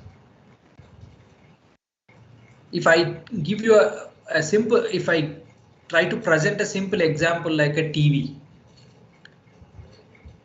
The TV was, or even a computer, it was a black and white and was a bulky. So it is not that the TV was satisfactory. For those days, for that time, it was very entertaining. It was great. People were excited to watch TV. So there it did not end. Many TVs, black and white, they have come. But somebody thought I should have a color TV also. So that is the problem. Now, if I read the black and white TV properly, if I know the principles behind that, then I can understand how can I make it color. So that is the solution. Then after that, after color TVs, people thought it is exciting, great. But after that, the people thought the black and white TV, but it is a picture tube. Then the problems with that. So that is a gap. Understanding and reading completely all the TVs available, I got a motivation that it should be of flat screen. Then LCD, identify the problems with LCD, then motivation for LED, then LED, extra luminous, so many things, HD TV and all this. So this never ends. Even a mobile also, button phone, then you have a smartphone, then you have a front camera, then you have a rear camera, then blah blah blah blah. So it is all evolved. So that science always asks the question, identify the problem and then solve the problem. If there is no problem, I think engineers will not have any work to do. So even if there is not a problem, we should be able to create a problem and solve it and make the lives more and more comfortable. So that is why this process is what we are discussing. Through project-based learning also, these skills can be applied. So when you want to try and predict something, you look at the information that will help you. Then you make a sensible guess. All those variables you try to change and see. Then one important thing is all the tests must be fair. Otherwise it will give wrong results and that will lead to a disaster. If somebody is trying to follow our work and they follow our methodology, that by doing this I got this result, and others also may try that, and that will be unethical and also misguiding. So the next generation researchers, we are trying to misguide. Even if it is saying that by doing this we did not achieve the solution, this was the only solution, that also will be a contribution to the research, but not the wrong results. Then applying various ideas to improvise that. After electricity was discovered, scientists made electric light bulbs, then electric motors and many other things that made life easier. So I try to present that from black and white TV to the present TV. So the various, it all evolution, but incremental solutions. There is not, we need not have a breakthrough solution immediately, but we can have incremental solutions. So what we do in our academic research also, we do some incremental solutions and we see that this is how it is different from the existing solutions. Applying an idea means using what you know to make something work or something new. Then keep on improvising it. But all the core is to be willingness to learn, that is curious. Then of course we need to be practical, not simply theoretical and doing that. Then being practical means doing things instead of simply sitting and listening. So that is what is the project-based learning. Not just listening, do it. Engineering is also about doing. So these are the skills everywhere, not only in engineering, everywhere, but I try to orient these towards the questions. So there is a book by, I think, Alan Peacock. I put in the note, but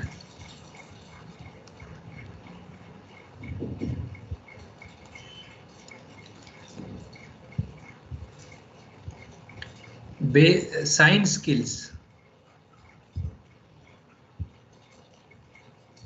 Science skills by Alan Peacock. It's a very primary school book, but I try to explain it in our project-based learning. Somewhere I put in a reference, but I did not. I think it got misplaced.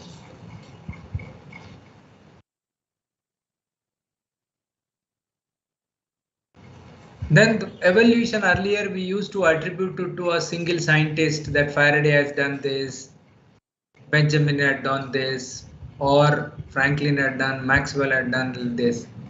But now we don't find any one, it is attributed to any one. The fifth generation wireless communication is because of all the group of people. Fourth generation. So this is the era now, it is a group contribution.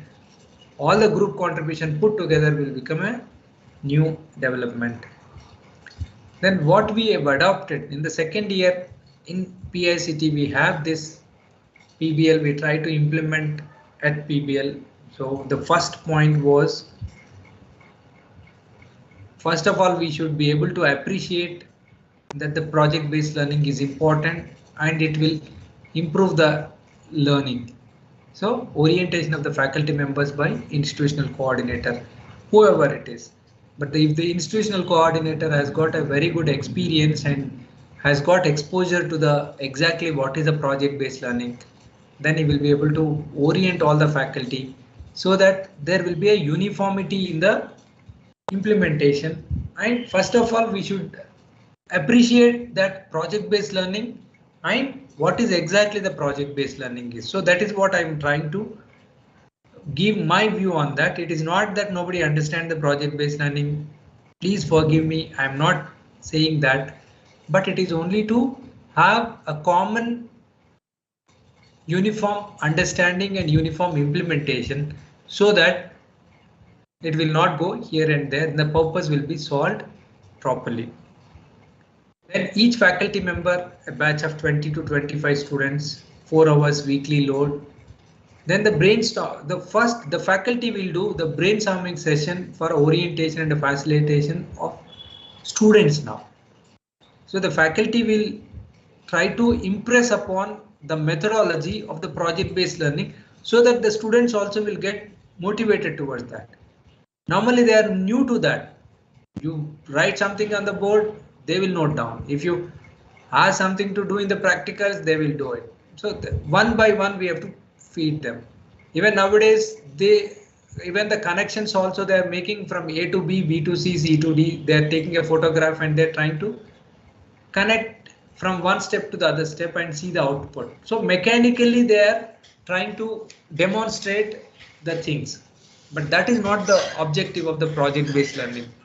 The concepts they should learn. So that is how, if we can create interest in the students, maybe not all 20 out of 20 will have a interest, but today we may motivate 3-4 students and next time it may, but we have experienced and our feedback and our survey says that most of the students were excited in project-based learning.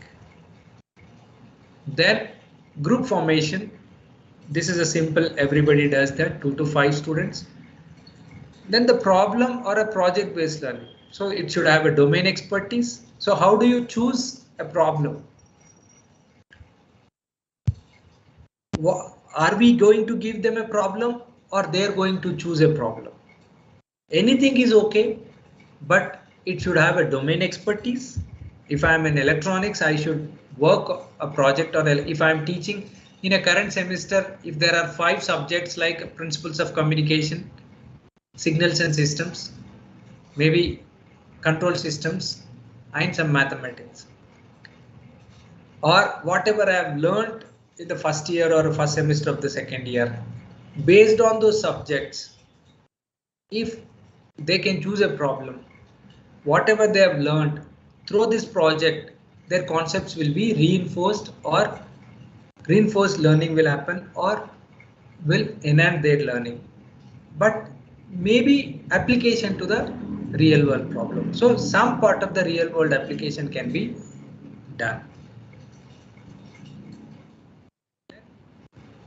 The science skills and the basic skills, what are expected and what the skills we are expecting them, anything outcome now. After doing the project based learning, what are the skills are expected to be acquired by the students? So that is what is the outcome. So these are the skills we should be able to impress upon the students that, or the learners, that these are the skills are targeted for. Then we can have some templates for common understanding, for reports, final presentation, a logbook, internal discussions and all that. Then weekly review. This is the methodology adopted by us. Then how we can fix up the timeline. We can have a chart, otherwise it will go directionless. So for everything we are implementing, there should be a direction, proper planning, and there should be a record and a documentation. Brainstorming session, maybe 1 hour or one session. Then total finalization and synopsis submission. So if we tell them how to choose a problem, they choose a problem, and the problem, ask the science skills I was trying to put forth, that asking a question, almost if we can identify the problem, we always say that 30 to 40% of the problem is solved. Identifying the right problem is more and more important. Then literature survey. So if the students are trying to build a simple radio, FM radio, that involves the circuit theory, that involves the electric circuit theory, that involves the devices theory, that involves communication principles, it involves various things. So if we can ask them to build an FM radio, then first of all they should understand, are there any existing FM radios available? So at least they should study 2 or 3 FM radio models already existing. That is a market survey or a literature survey, model survey. If they can do that, then they will understand that this is the process, that if there is any problem, I should first observe, look for the solutions, and then I should classify. I should look for similarities and dissimilarities, classify, record, and all those steps will be one by one they can do it. So that is one session or 2 sessions as per the convenient. Then comparative study. So once they identify 4 or 5 models, then they should be able to analyze them. They should compare, they should record, they should have comparative study. Then if that radio, there are sophisticated models available for FM radio, I am not questioning that, but then there may be something which you would like to improvise upon. That will come through the experience and by learning and by thinking slowly the question. Then once they do that, they identify the gap. That gap to be done. Or maybe repetition also will be okay at 2nd year or 3rd year level, but not just copying it. They do it on their own. Solved example, solving on their own, looking at the solution, open book. Maybe a first step towards the learning. After that, they may solve unsolved problem and a real time problem. So we are not becoming over ambitious at this level, but we can start doing that. Then directly they should not jump onto the solution. If I am doing a project here, if I prepare a document, somebody sitting on the other part of the world should be able to repeat that. So that is what is the documentation.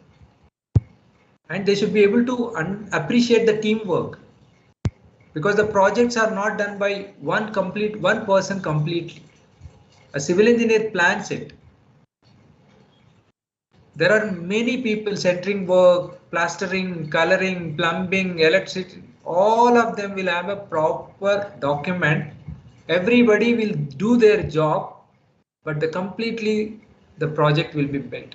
So that is why the proper planning, the paperwork is very important. So maybe a circuit diagram or analysis, block diagram, mathematics or paper design, that must be there. So that is the maybe another session.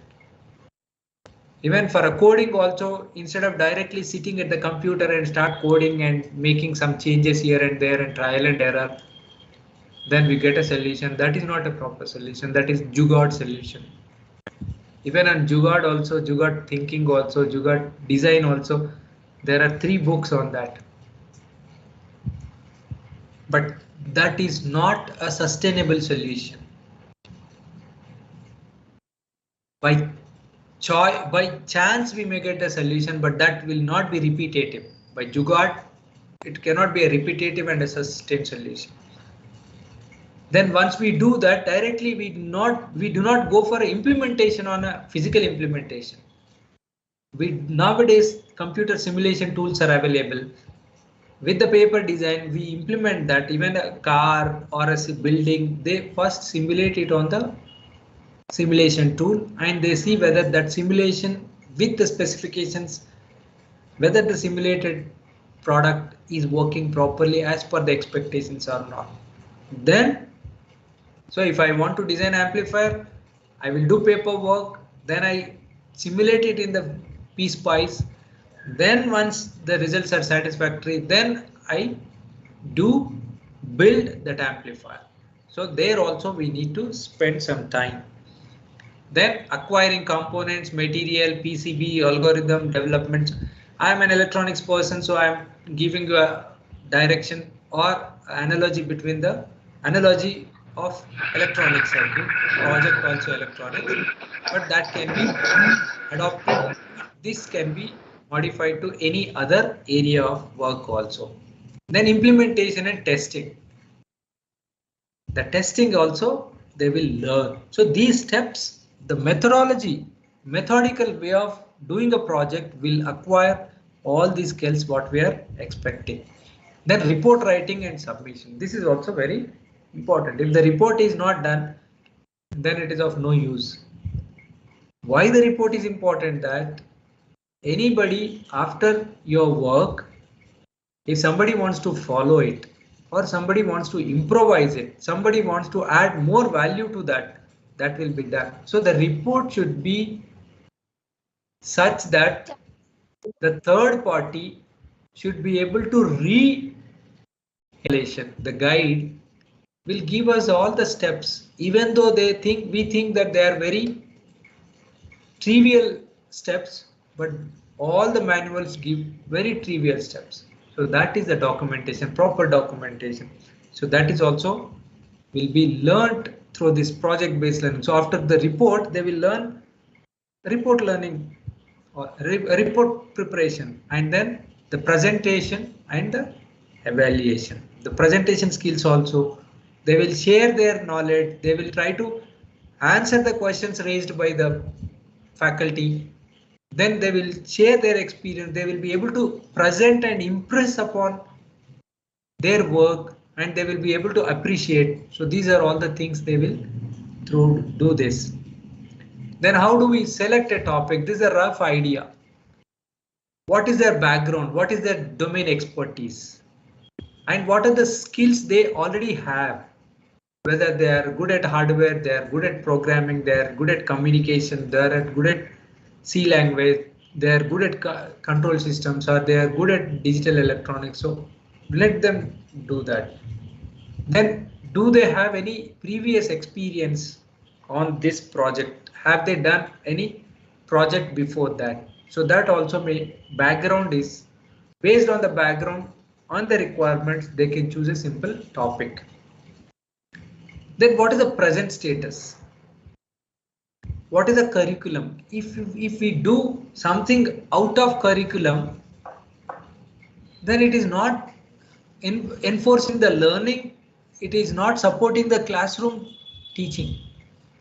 Whatever is happening in that semester, if I do some web development as an electronic student, Then 4 years of electricity, not for impressing the teacher, not for impressing the world. Learning. There is no substitute for learning. We must be knowing, all of you must be knowing about the Socrates. The Socrates was advocating the questioning. Then the kings at that time thought that he will be a threat and is conspiring against the king. So he was sentenced to death. Then he was put into a jail and he was about to be given a poison on last day. Then that day when he was in a jail, he was poking out of the window and he has seen a musician or a beggar passing by and by playing some musical instrument. So the Socrates asked the jailer that I want to talk to that beggar. Then jailer, as a last wish, he accepted and he brought him to the Socrates. Then Socrates asked him, can you teach me that instrument? Then the jailer said, you are going to die in a moment or maybe in a day or 1 hour or 2 hours. What do you want to learn? What are you going to do with that? Then the Socrates said, there is nothing more than learning in life. So the learning must go wherever, whatever we do, whatever I do, I should have some learning in that. So that will only help everywhere. That is why learning is more important rather than the results, rather than the outcomes. But this is maybe ideal thing, but that is a real requirement. So skills to be acquired and interest.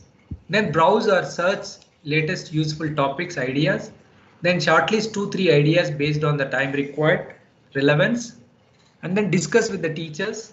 Then prepare a synopsis. So this is how we can choose the problem.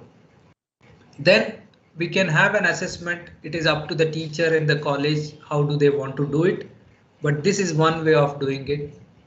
Are they able to present the idea properly? Have they carried out certain observations and carried out models, studied the models or the literature?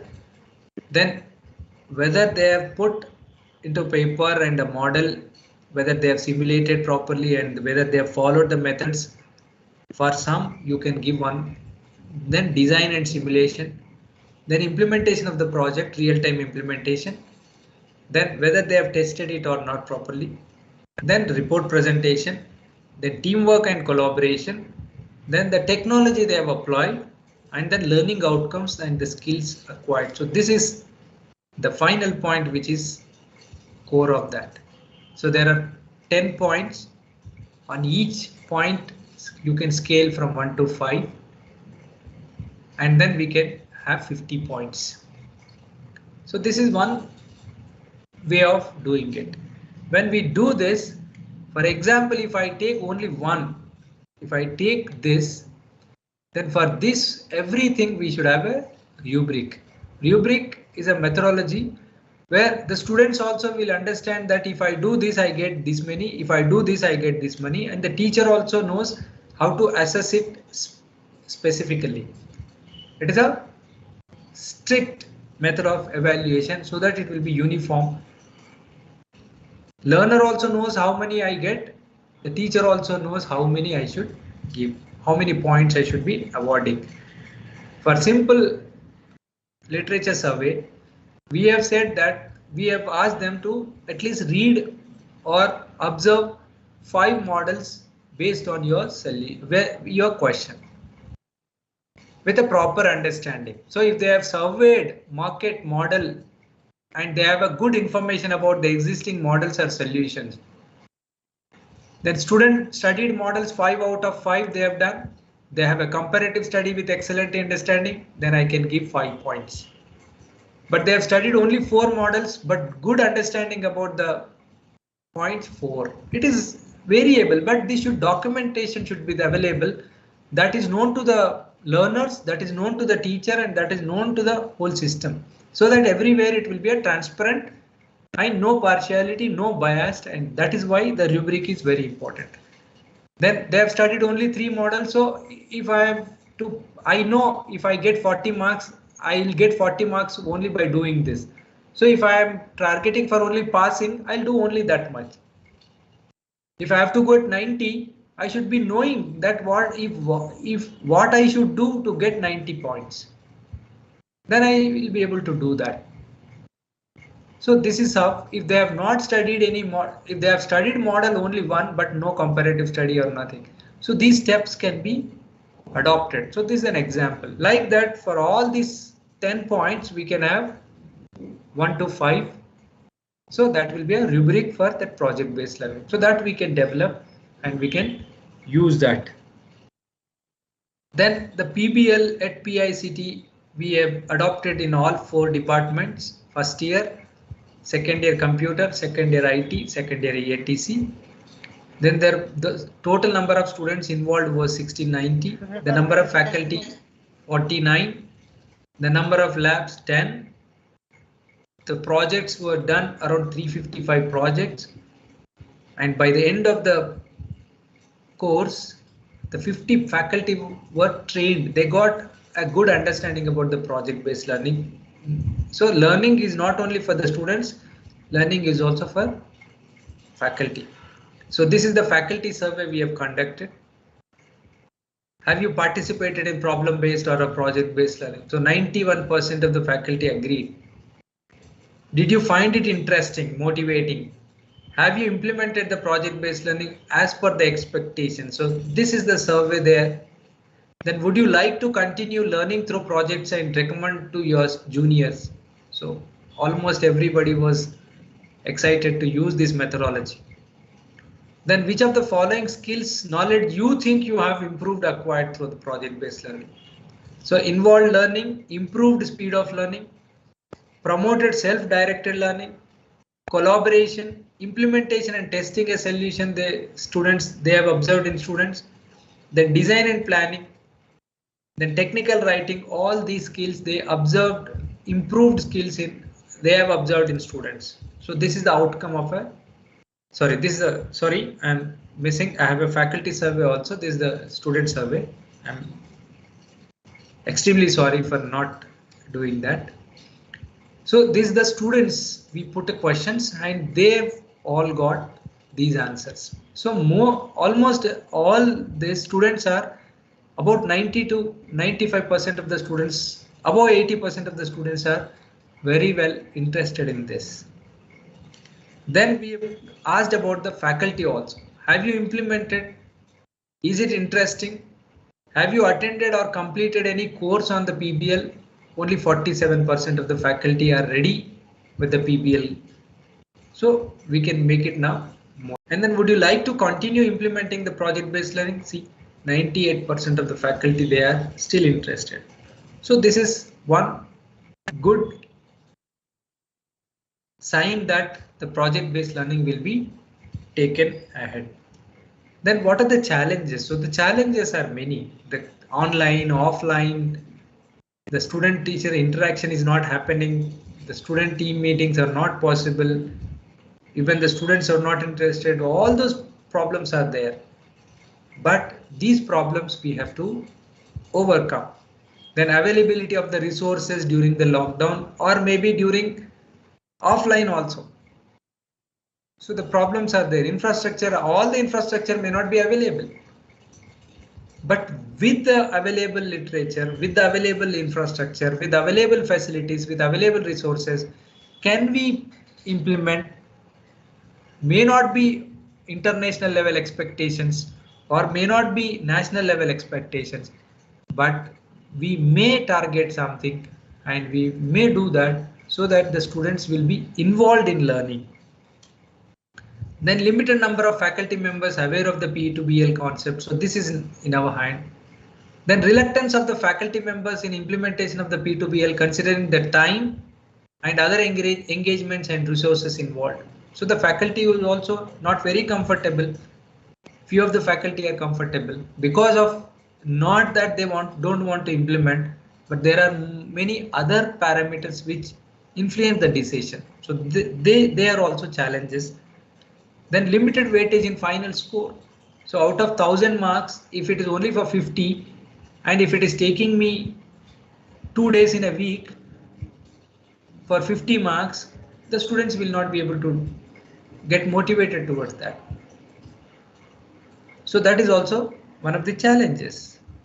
So these are the projects they have done at second year. A smart dustbin they have done at second year.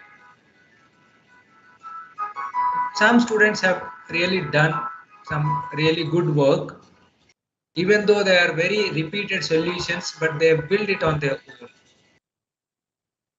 This is the helmet and number plate detection.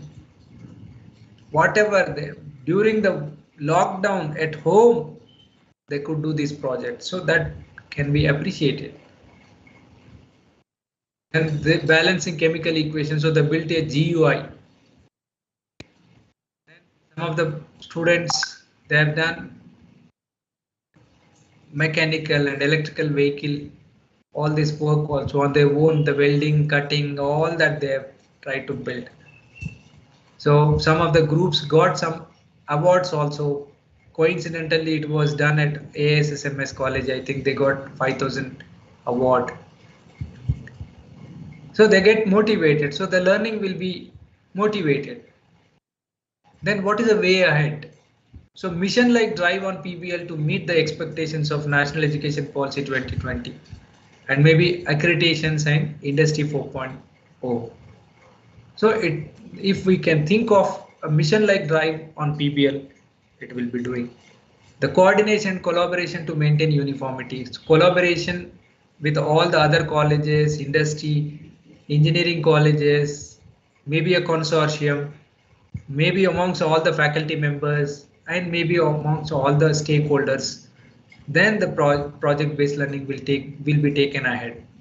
Then institutes and universities are required to facilitate the implementation of PBL at all levels. It has to be into the structure. One faculty, if he is willing, or the university is willing, it will not happen. All the stakeholders should have the same idea. The necessary policy changes. If the weightage has to be given for the project-based learning, give those weightage. If the credits have to be given for a project-based learning, give them. So this is the MOOCs course for further learning, and this is a paper I have referred while preparing the slides, and this is the MOOCs course I have attended from the Aalborg University. It's a very good course, so anybody is interested, they can go. And this is, I wanted to present my view. There may be some differences of opinion. There may be some understanding differences in the approach, but this is whatever the experience I have gained through this process, I try to present. So thank you once again. Thank you, the organizers, Professor Bormane sir, Professor Balke sir, Professor Nitin Mavle, and Itkarkar madam, and all the participants, all my dear faculty members. It was really wonderful in sharing my experience. So thank you very much. Thank you. And if there are any questions or clarifications or anything you want to put forth, if anybody wants to make a point, maybe not be a question, you can make a point and we can have a conclusion. So thank you. Over to the organizers. Thank you very much. Thank you, sir. It was a wonderful presentation. You're not audible, madam. 1 minute, sir.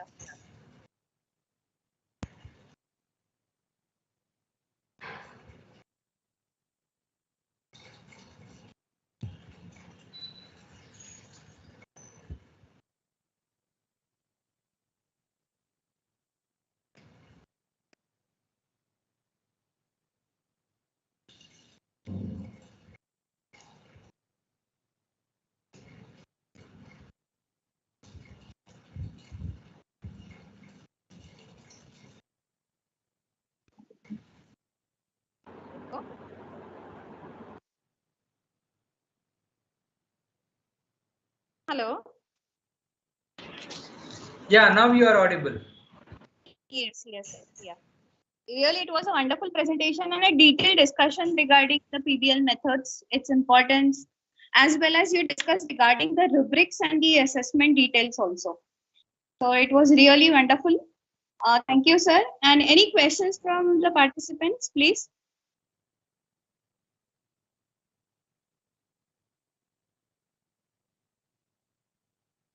So just a question, sir. For the assessment part, it is going to be the rubrics, based on the rubrics only, we are going to assess the students regarding the PBL. Even we do have summative assessments also, like their presentations may be there, the project outcomes are there. So that can be a part, but rubrics can be also an additional part where the teamwork, or we can say working in team, can be also evaluated, right? Yeah. The rubrics are same, but when do you want to do? How do you want to assess? That is where you can do that. So 25 you can do 25 end semester and 25 continuous. But in these 25 also you can divide them into points, and then based on that every point should be transparent. Student should be able to know how he is going to get that 1 point, and teacher also should know how he is going to award that 1 point. That is what is the rubric document. Whatever you want to do, you publish a document that this is going to be the assessment methodology. This is all. These are the based on this document, project-based learning is going to be evaluated. So that is the purpose of that document. Thank you, sir. Thank you. Any questions? Or if you want to put, please.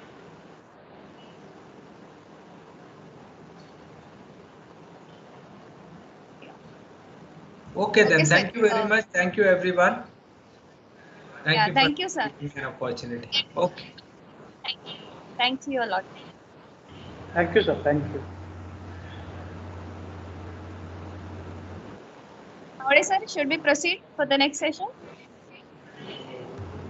Yes, ma'am. Yes. Chaudhary ma'am, are you? Yes, madam, I'm there. Yes. Welcome, ma'am. So we welcome you on AISSMS College of Engineering. So this is the last session, the day 5 class. We have she is presenting her, that is a session of assessment in PBL and outcome. Has completed her PhD speech signal processing from CU. She has completed her master's in telecommunication from Government Engineering Aurangabad. She is recently working with AISSMS College of Engineering with Department. She is having experience 28 years, and she has also worked years with the industry and years in the teaching field. Previously, engineering Mumbai, Government Aurangabad, Maharashtra Academy. Her areas are digital, machine learning, IoT, and data analytics. Chaudhary ma'am has published 6 papers in it, 30, and she has received a grant of 1.5 lakhs. So I welcome Chaudhary ma'am and request her to proceed with her session. Thank you, madam. Yeah, good afternoon all. First of all, thank you, Itkarkar madam, for introducing me.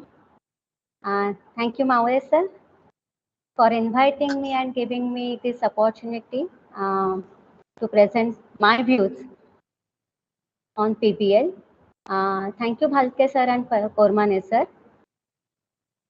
You are always a source of inspiration to all of us. With this, let us proceed. Just give me 1 minute. I will share my slides.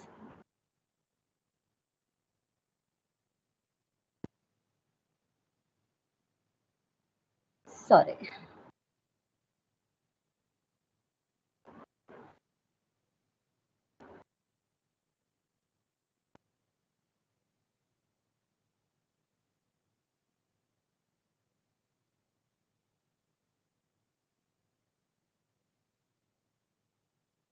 Yes, Itkarkar madam. Is it visible now? My screen, is it visible?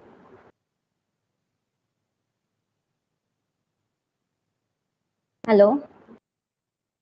Yes, Yes, madam. madam. Just make. Yes. Okay, okay. Thank you. So my today's topic is assessment tools in PBL and outcome mapping. Madam, just make it slide. Yes, sir. Yes, sir. I'll be doing that. Yes. So initially, when Mawai sir asked me that, madam, which topic would you like to talk on? And then I said, okay, I will talk on assessment tools in PBL and outcome mapping, because I am MBA coordinator of the department also, and I thought that it is such an easy topic.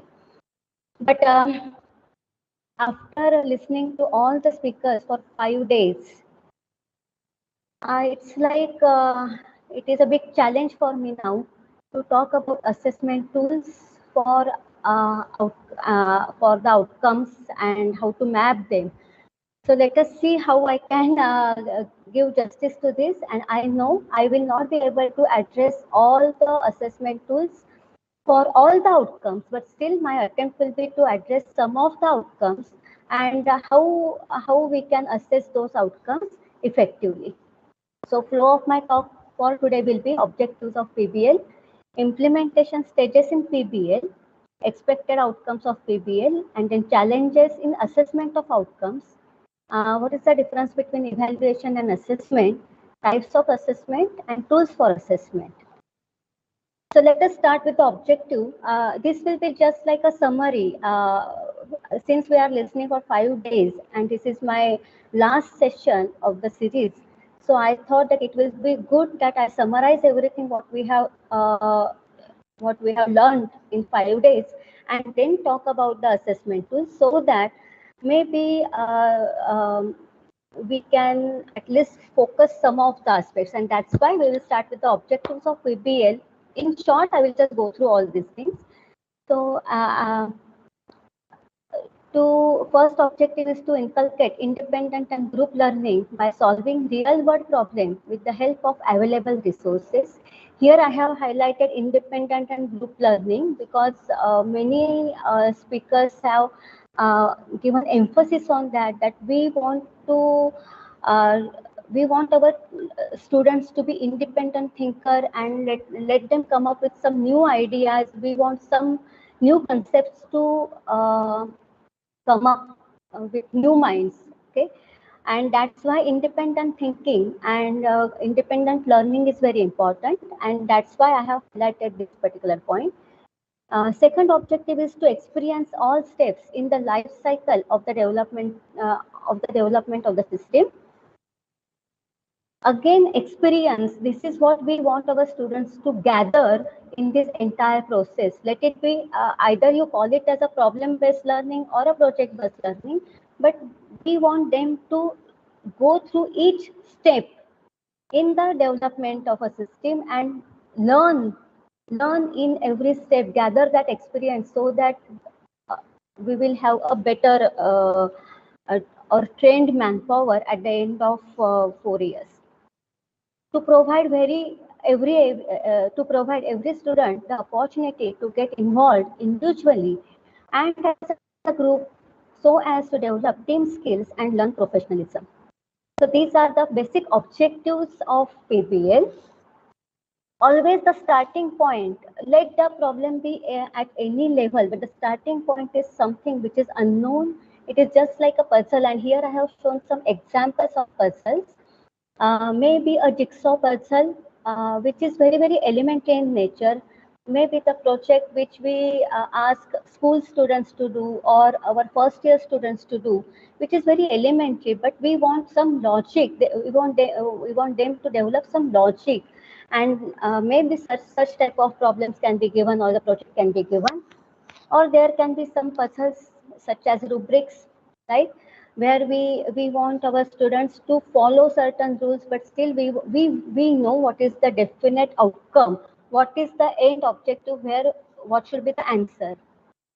The solutions can be unique also, just like our crossword problem. All solution can be very complex. The problem itself can be a very complex, and the solution you may have in different ways of solving that problem. Okay, just like a chess problem. So we have a defined, either the rule set is defined, it is not defined. Puzzle can be simple, the problem can be simple, the problem can be complex also. But still, something here is lagging in all these diagrams is all these problems can be solved individually. One person can solve this, but we do not want that. What we want is, given any problem, irrespective of its nature, irrespective of its complexity, it should be solved. It should be solved collaboratively, cooperatively, and experientially. Okay. Of course, we have seen in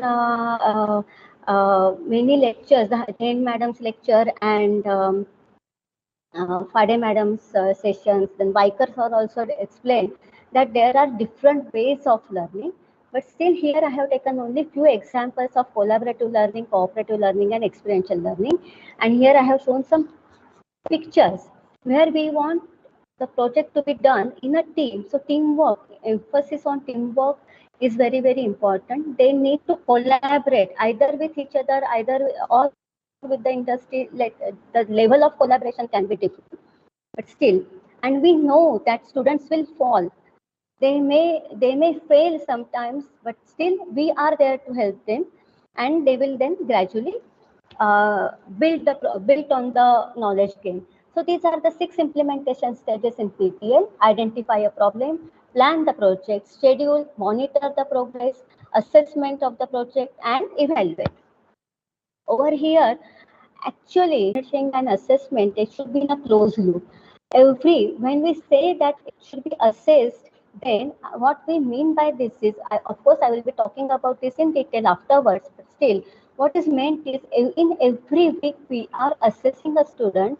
After every periodic time interval, we are assessing a student based on certain parameters, and we are giving them feedback. Based on that feedback, either they can modify their schedule or they can modify the methodology, and we are there to monitor their progress. So this is the PBL cycle. Here in the PBL cycle, there are 2 parts in which I have divided this. One part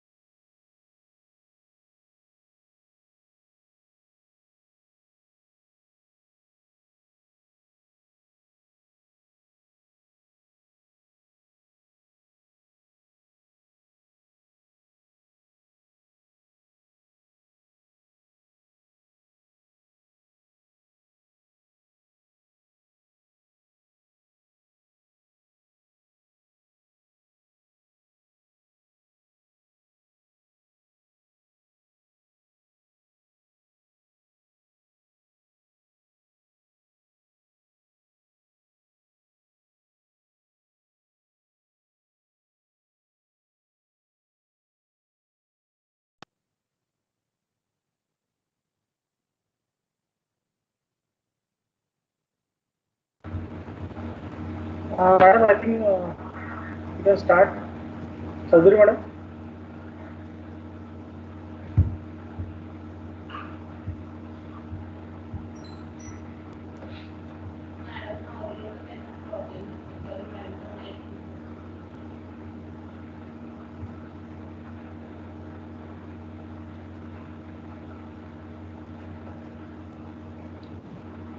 Hello, Chaudhary madam.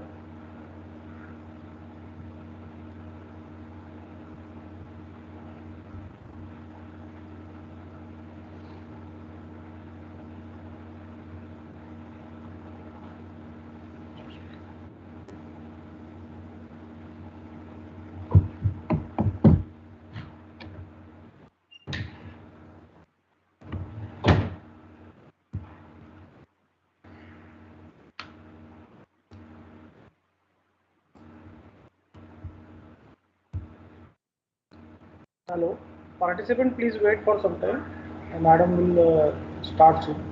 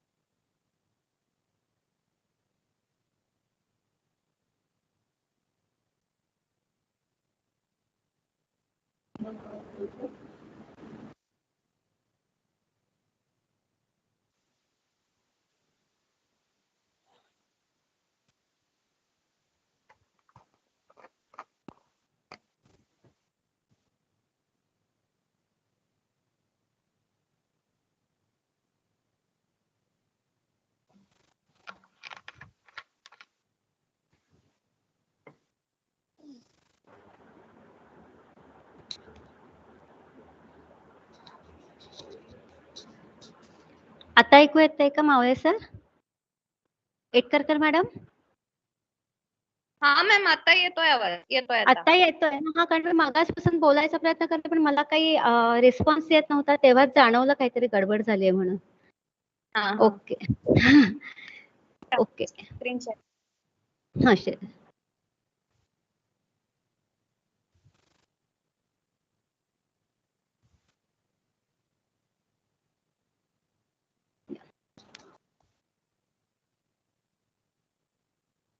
दिसते माझी screen आता madam? हा, दिसते ma'am. फक्त mode मध्ये. हो, आता presentation mode मध्ये घालते. Okay, so we were talking about this cycle, PBL cycle, and as I was saying that there are certain tasks which are to be done in the classroom, and there are certain tasks which are to be done at home independently by the students, and then they will come and in the classroom they will discuss with the mentor or the guide, and then again this depending upon the knowledge gained and based on the feedback which will be received by the mentor, further line of action can be chalked down. So this is the entire PBL cycle and what is expected at the outcome of the PBL. So this is what is what are the outcomes that I could gather from last 5 days of discussion. That first of all, they will go through all the experiences. They will be able to manage their time, interpret findings, explore, formulate a problem, look for a problem, formulate a problem.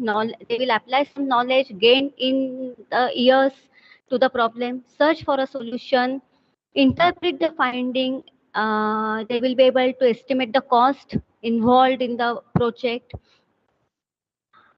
So these are something which can be seen and evaluated directly, and there are certain outcomes which are not tangible, cannot be quantified, and some rubric evaluation or rubric type of assessment is required.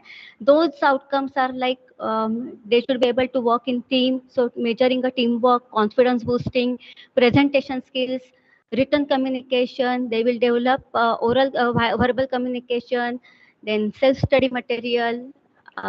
They will get an opportunity to become an entrepreneur, resolve conflicts, ethical practices, face unknown problems. So ultimately the PBL, so in a crux or as a bottom line, they will use their experiences to learn to manage real life situations.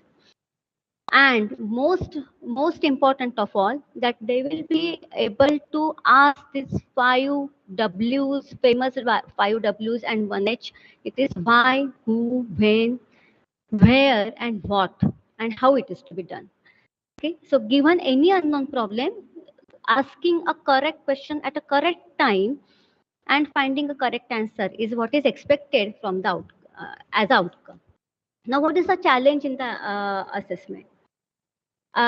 Here I have shown different, as I'm foodie, so I have shown you different dishes. So maybe depending upon my appetite, depending upon my mood, I will either go for having a thali, or I will go, or Raja Shahi Thali will call it as Shahi Thali, or maybe I will ask for a lunch, working lunch.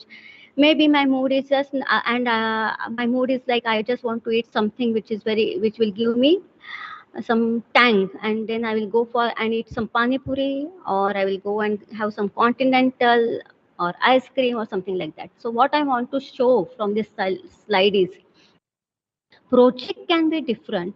Project can have a variety. Okay, so based on this, the outcome will also be different. The pleasure that I will get from eating ice cream may be different from the pleasure that I am getting from pani puri. Also, outcome can be different. Projects will be different. The level will be different, and that's why assessment of each project is different. And therefore, different assessment tools are required to measure this, to quantify them, or to assess them qualitatively also. So, and one cannot say that this quality or thali is better simply because it has got so many ingredients and because it is called as thali. No, because maybe for someone having pani puri will give you equal satisfaction. So equal objective of the objective with which I wanted to have this pani puri, if it is fulfilled, then most probably outcomes are satisfied. Okay, so therefore not everything can be quantified, not everything can be labeled, and that's why assessment is a big challenge in when we are assessing a project-based learning. Okay, earlier Ravinder sir, he emphasized on evaluation of PBL.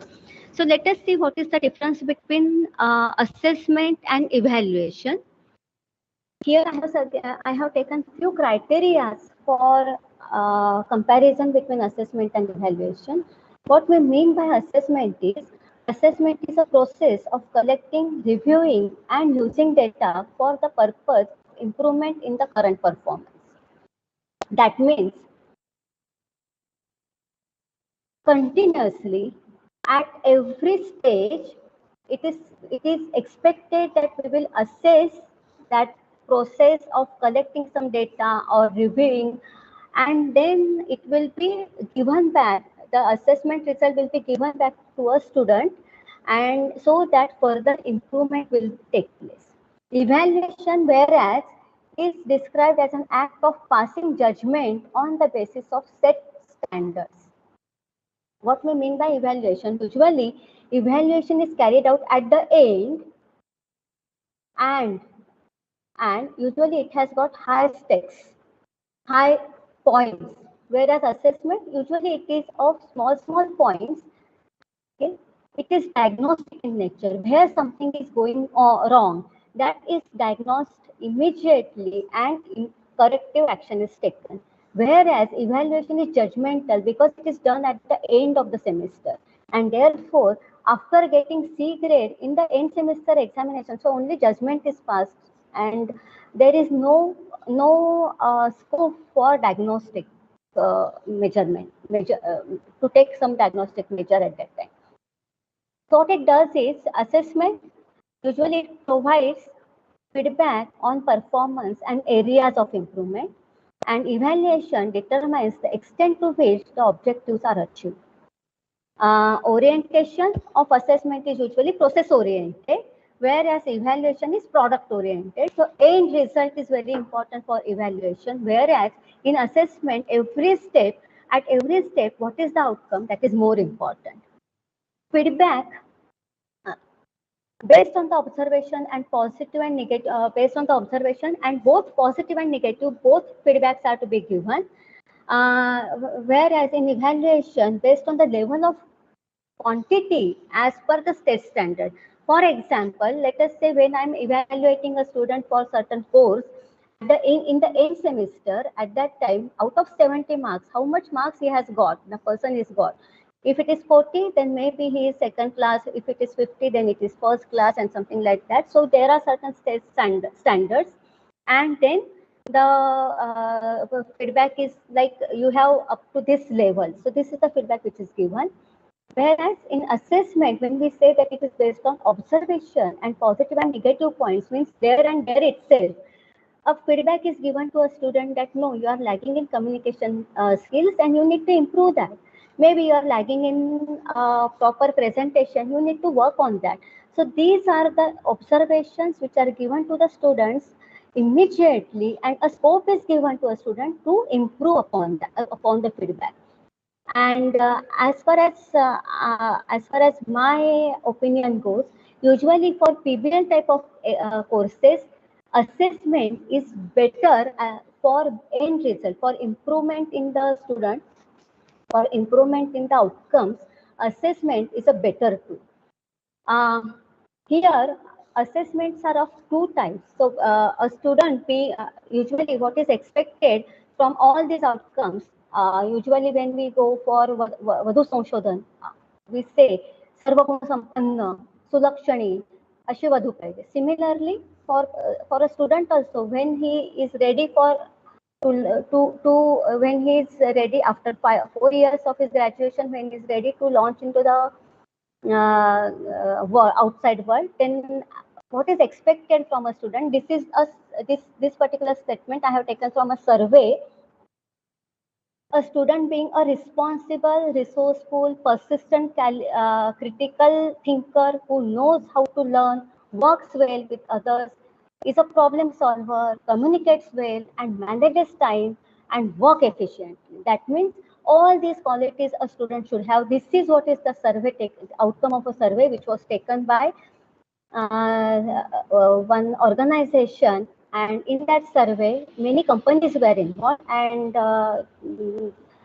their opinions were asked that what would you like to have, which qualities would you like to have when you go for a campus recruitment, or when you look for a new placement, and what you look for, and this is what is the outcome of that survey. So it's actually, it is not possible to create such a student, but at least we can take one step forward to make our students at least learn a good learner, and therefore it is required that a small incremental improvement in the student is essential. So to measure this, there are two types of assessment: summative assessment and formative assessment. We all know what is summative assessment. For years together, we are doing this assessment. The goal of the summative assessment is to evaluate student learning at the end of an instructional unit by comparing it against some standard or benchmark. They have a high point value. Some of the examples of summative assessment are midterm examination, final project examination, then end semester examination, or senior recital, or viva, etc. And this is also called as evaluation. All these things we have seen under evaluation parameter. And what is formative assessment? In formative assessment, The goal is to monitor student learning, to provide ongoing feedback. This is for both the parties involved, for students as well as for instructors. Instructors will improve their teaching based on the formative assessment. Similarly, students will also improve their learning through the formative assessment. This helps students to identify their strengths and weaknesses and target areas that need more work.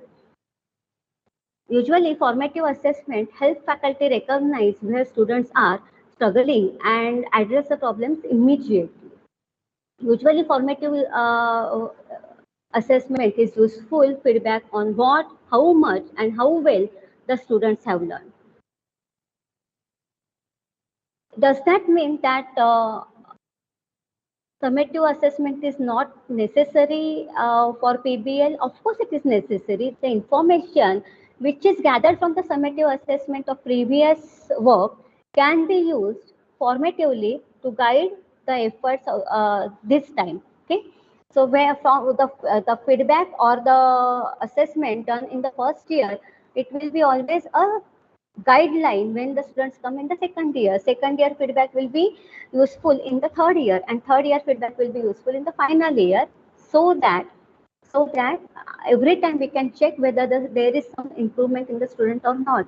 As then Madam had explained in her lecture, that it is a continual process from first year to final year. Continuously we'll have to observe the student. What are the characteristics of assessment? Assessment, it is a learner centered, a teacher direct. So as a teacher also, when I'm going for continual assessment or formative assessment, I know where my students are lagging and I will be able to guide them properly if it is a continuous assessment. Had this been an evaluation, there is no use of it. And in this process, even I learned many things from the students. Maybe and context specific, ongoing, and builds on good teacher practices. Now here I would like to emphasize one more point, that nowadays when we say that typically this generation, the students who are from first year, second year, third year, etc., this generation is trained for multitasking. They have got tremendous potential. They are very, very smart. They are very, very what we say, you just ask them to do something and they will immediately do that, because they are very resourceful in nature. And that's why when we are guiding the students, when we are mentoring the students, it happens that sometimes you learn from students many things. And therefore I said that this is mutually beneficial to both of us. The survey techniques or the survey assessment tools are like, first of all, surveys. That means the feedback of teaching and learning methods used, text, pace, how is the format of the class, etc., etc. Then so regular feedbacks, regular surveys are very important in formative assessment.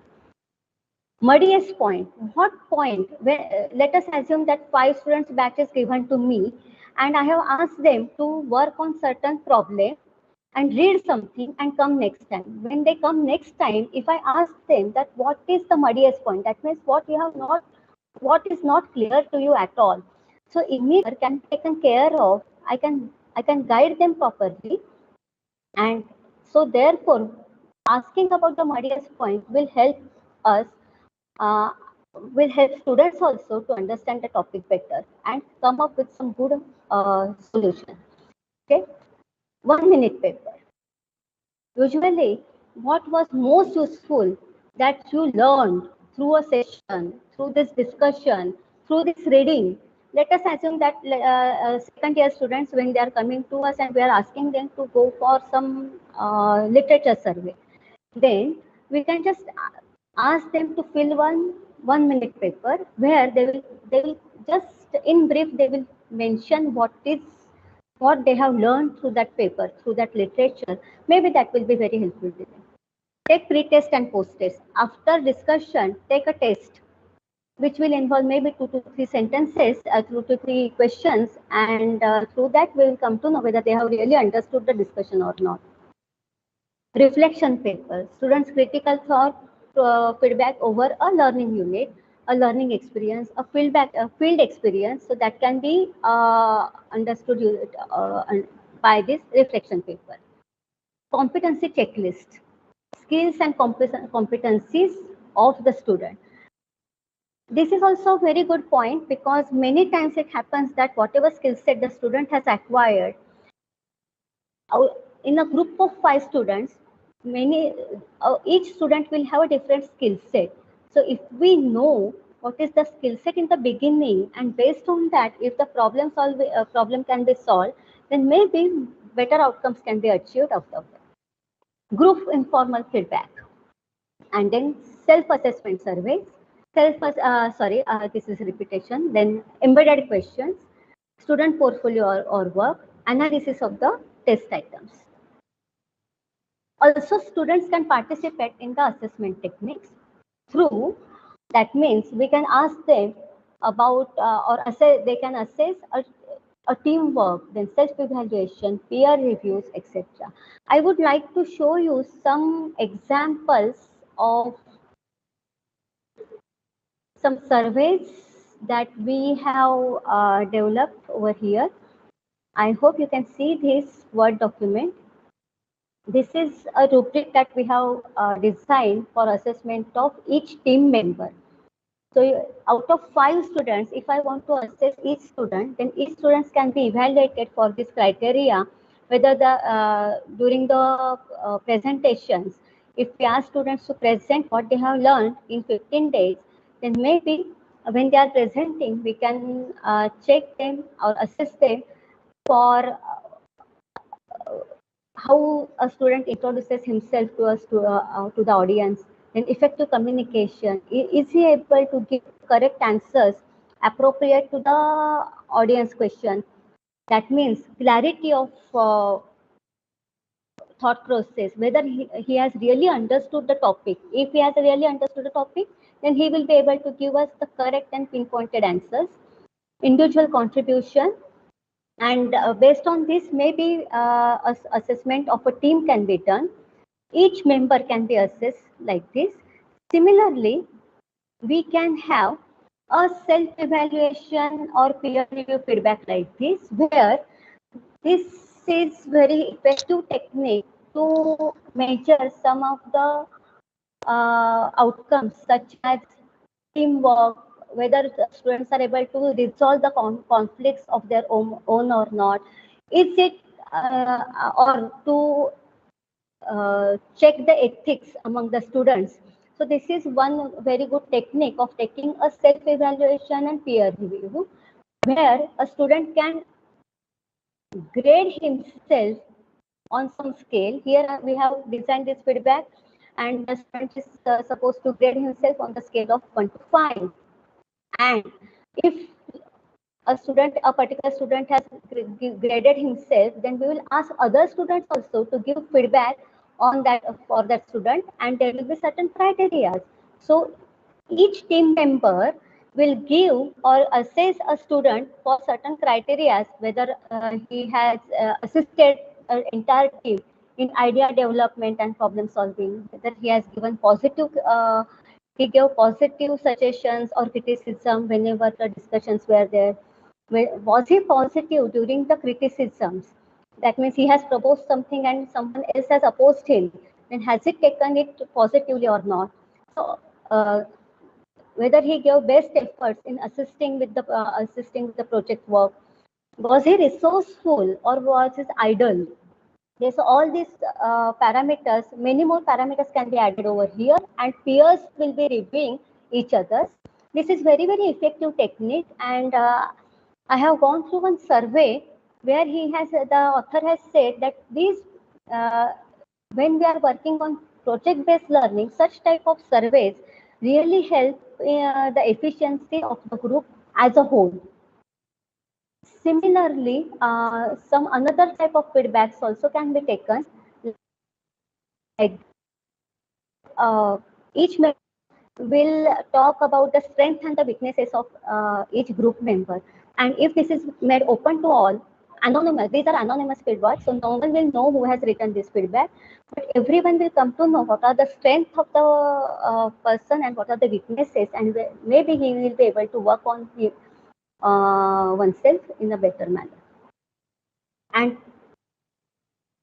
yeah, I think this is the typical rubric. I need not talk about this.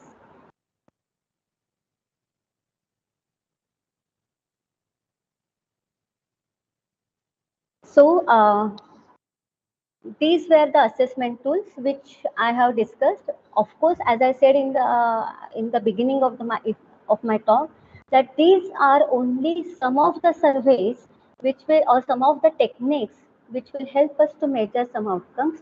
However, it is not possible to talk about the assessment tools for all the outcomes in one lecture, but still this was my feeble attempt to give you some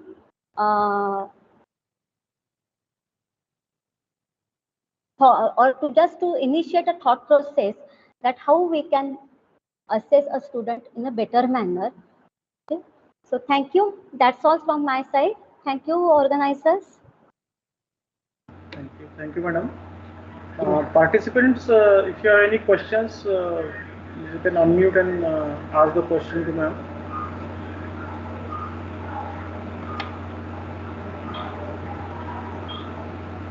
Anybody has any question?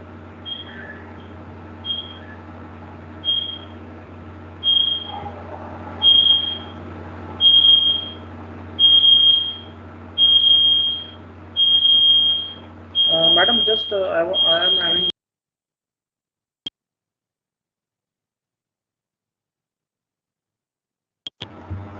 Hello. Madam, I am Yes, sir. having one query. Whether it is necessary to take the presentations of students every week, what is their progress and all, or should have some 2-3 weeks gap in between? What do you suggest? No, sir. Actually, it is not required to take a presentation in every week. A periodic presentation is required simply because we want our students to develop their verbal skills, verbal communication, as well as we want to give them some practice to compile everything and present them in an effective manner. However, every time, every week presentation is not at all necessary as far as my understanding goes. They are supposed to work on some topic, come to you, discuss, and then based on that, maybe there will be some, we will be noting it down. Presentations, most probably twice or thrice in a semester will be sufficient according to me. And again, that means after every 15 days. Okay. And that industry expert that is given as an optional in that PEC committee, PPL evaluation committee. So that optional thing, whether it should be there, what is your opinion? Whether the industry person can use that much amount of time during the assessment? Yeah, no, sir. Actually, means ideally speaking, there can be many things that can be done, that can be implemented. We can ask, but I think industry persons asking for at least for second year and once in a semester it's okay, or but every time I think it will not be possible. Okay. Though they wish to come and participate more, but still it will not be possible for them also to match the schedule every time. So that's why the optional thing may be given in the syllabus. Yes, sir. Okay. Any other participant? If you are having any questions, please ask. You can unmute and ask, or we'll conclude the session. Anybody interested to ask question? Okay. Thank you very much, madam, for your nice presentation. As no questions are there, that means everything is understood to all the participants. So actually it is 4:15 now. That's why. Yeah, that's why that may be the problem because Yes. and again one more announcement is there. But thank you very much for madam for your nice presentation and whatever the techniques and how the assessment would be there and also everything you are explaining in detail. And thank you very much and hopefully everybody will implement these techniques in their institutes. So thank you all and thank you very much. And for the tomorrow's session, just because of this one session we have missed on the first day of Dr. Vikas Shinde sir. He is ready to deliver tomorrow at 10 a.m. So tomorrow's timing will be from 10 to 12 as it is a Saturday tomorrow. And the next session of 30 minutes will be delivered by Dr. D.G. Balke sir on TBL tools. And after that means the last session, that is nothing but a validity session, will be there at 11:30. So it is request to all the participants. Tomorrow's attendance is mandatory for all. So kindly be there from 10 to 12 tomorrow. And followed by the validatory session, there will be quiz and some assignments. So that assignments and quiz you can do later, but the attendance in between 10 to 12 is mandatory to all the participants to get your certificate. Thank you very much for your patience listening. And now you may leave. I will be posting the quiz on your WhatsApp group. Thank you. Thank you all.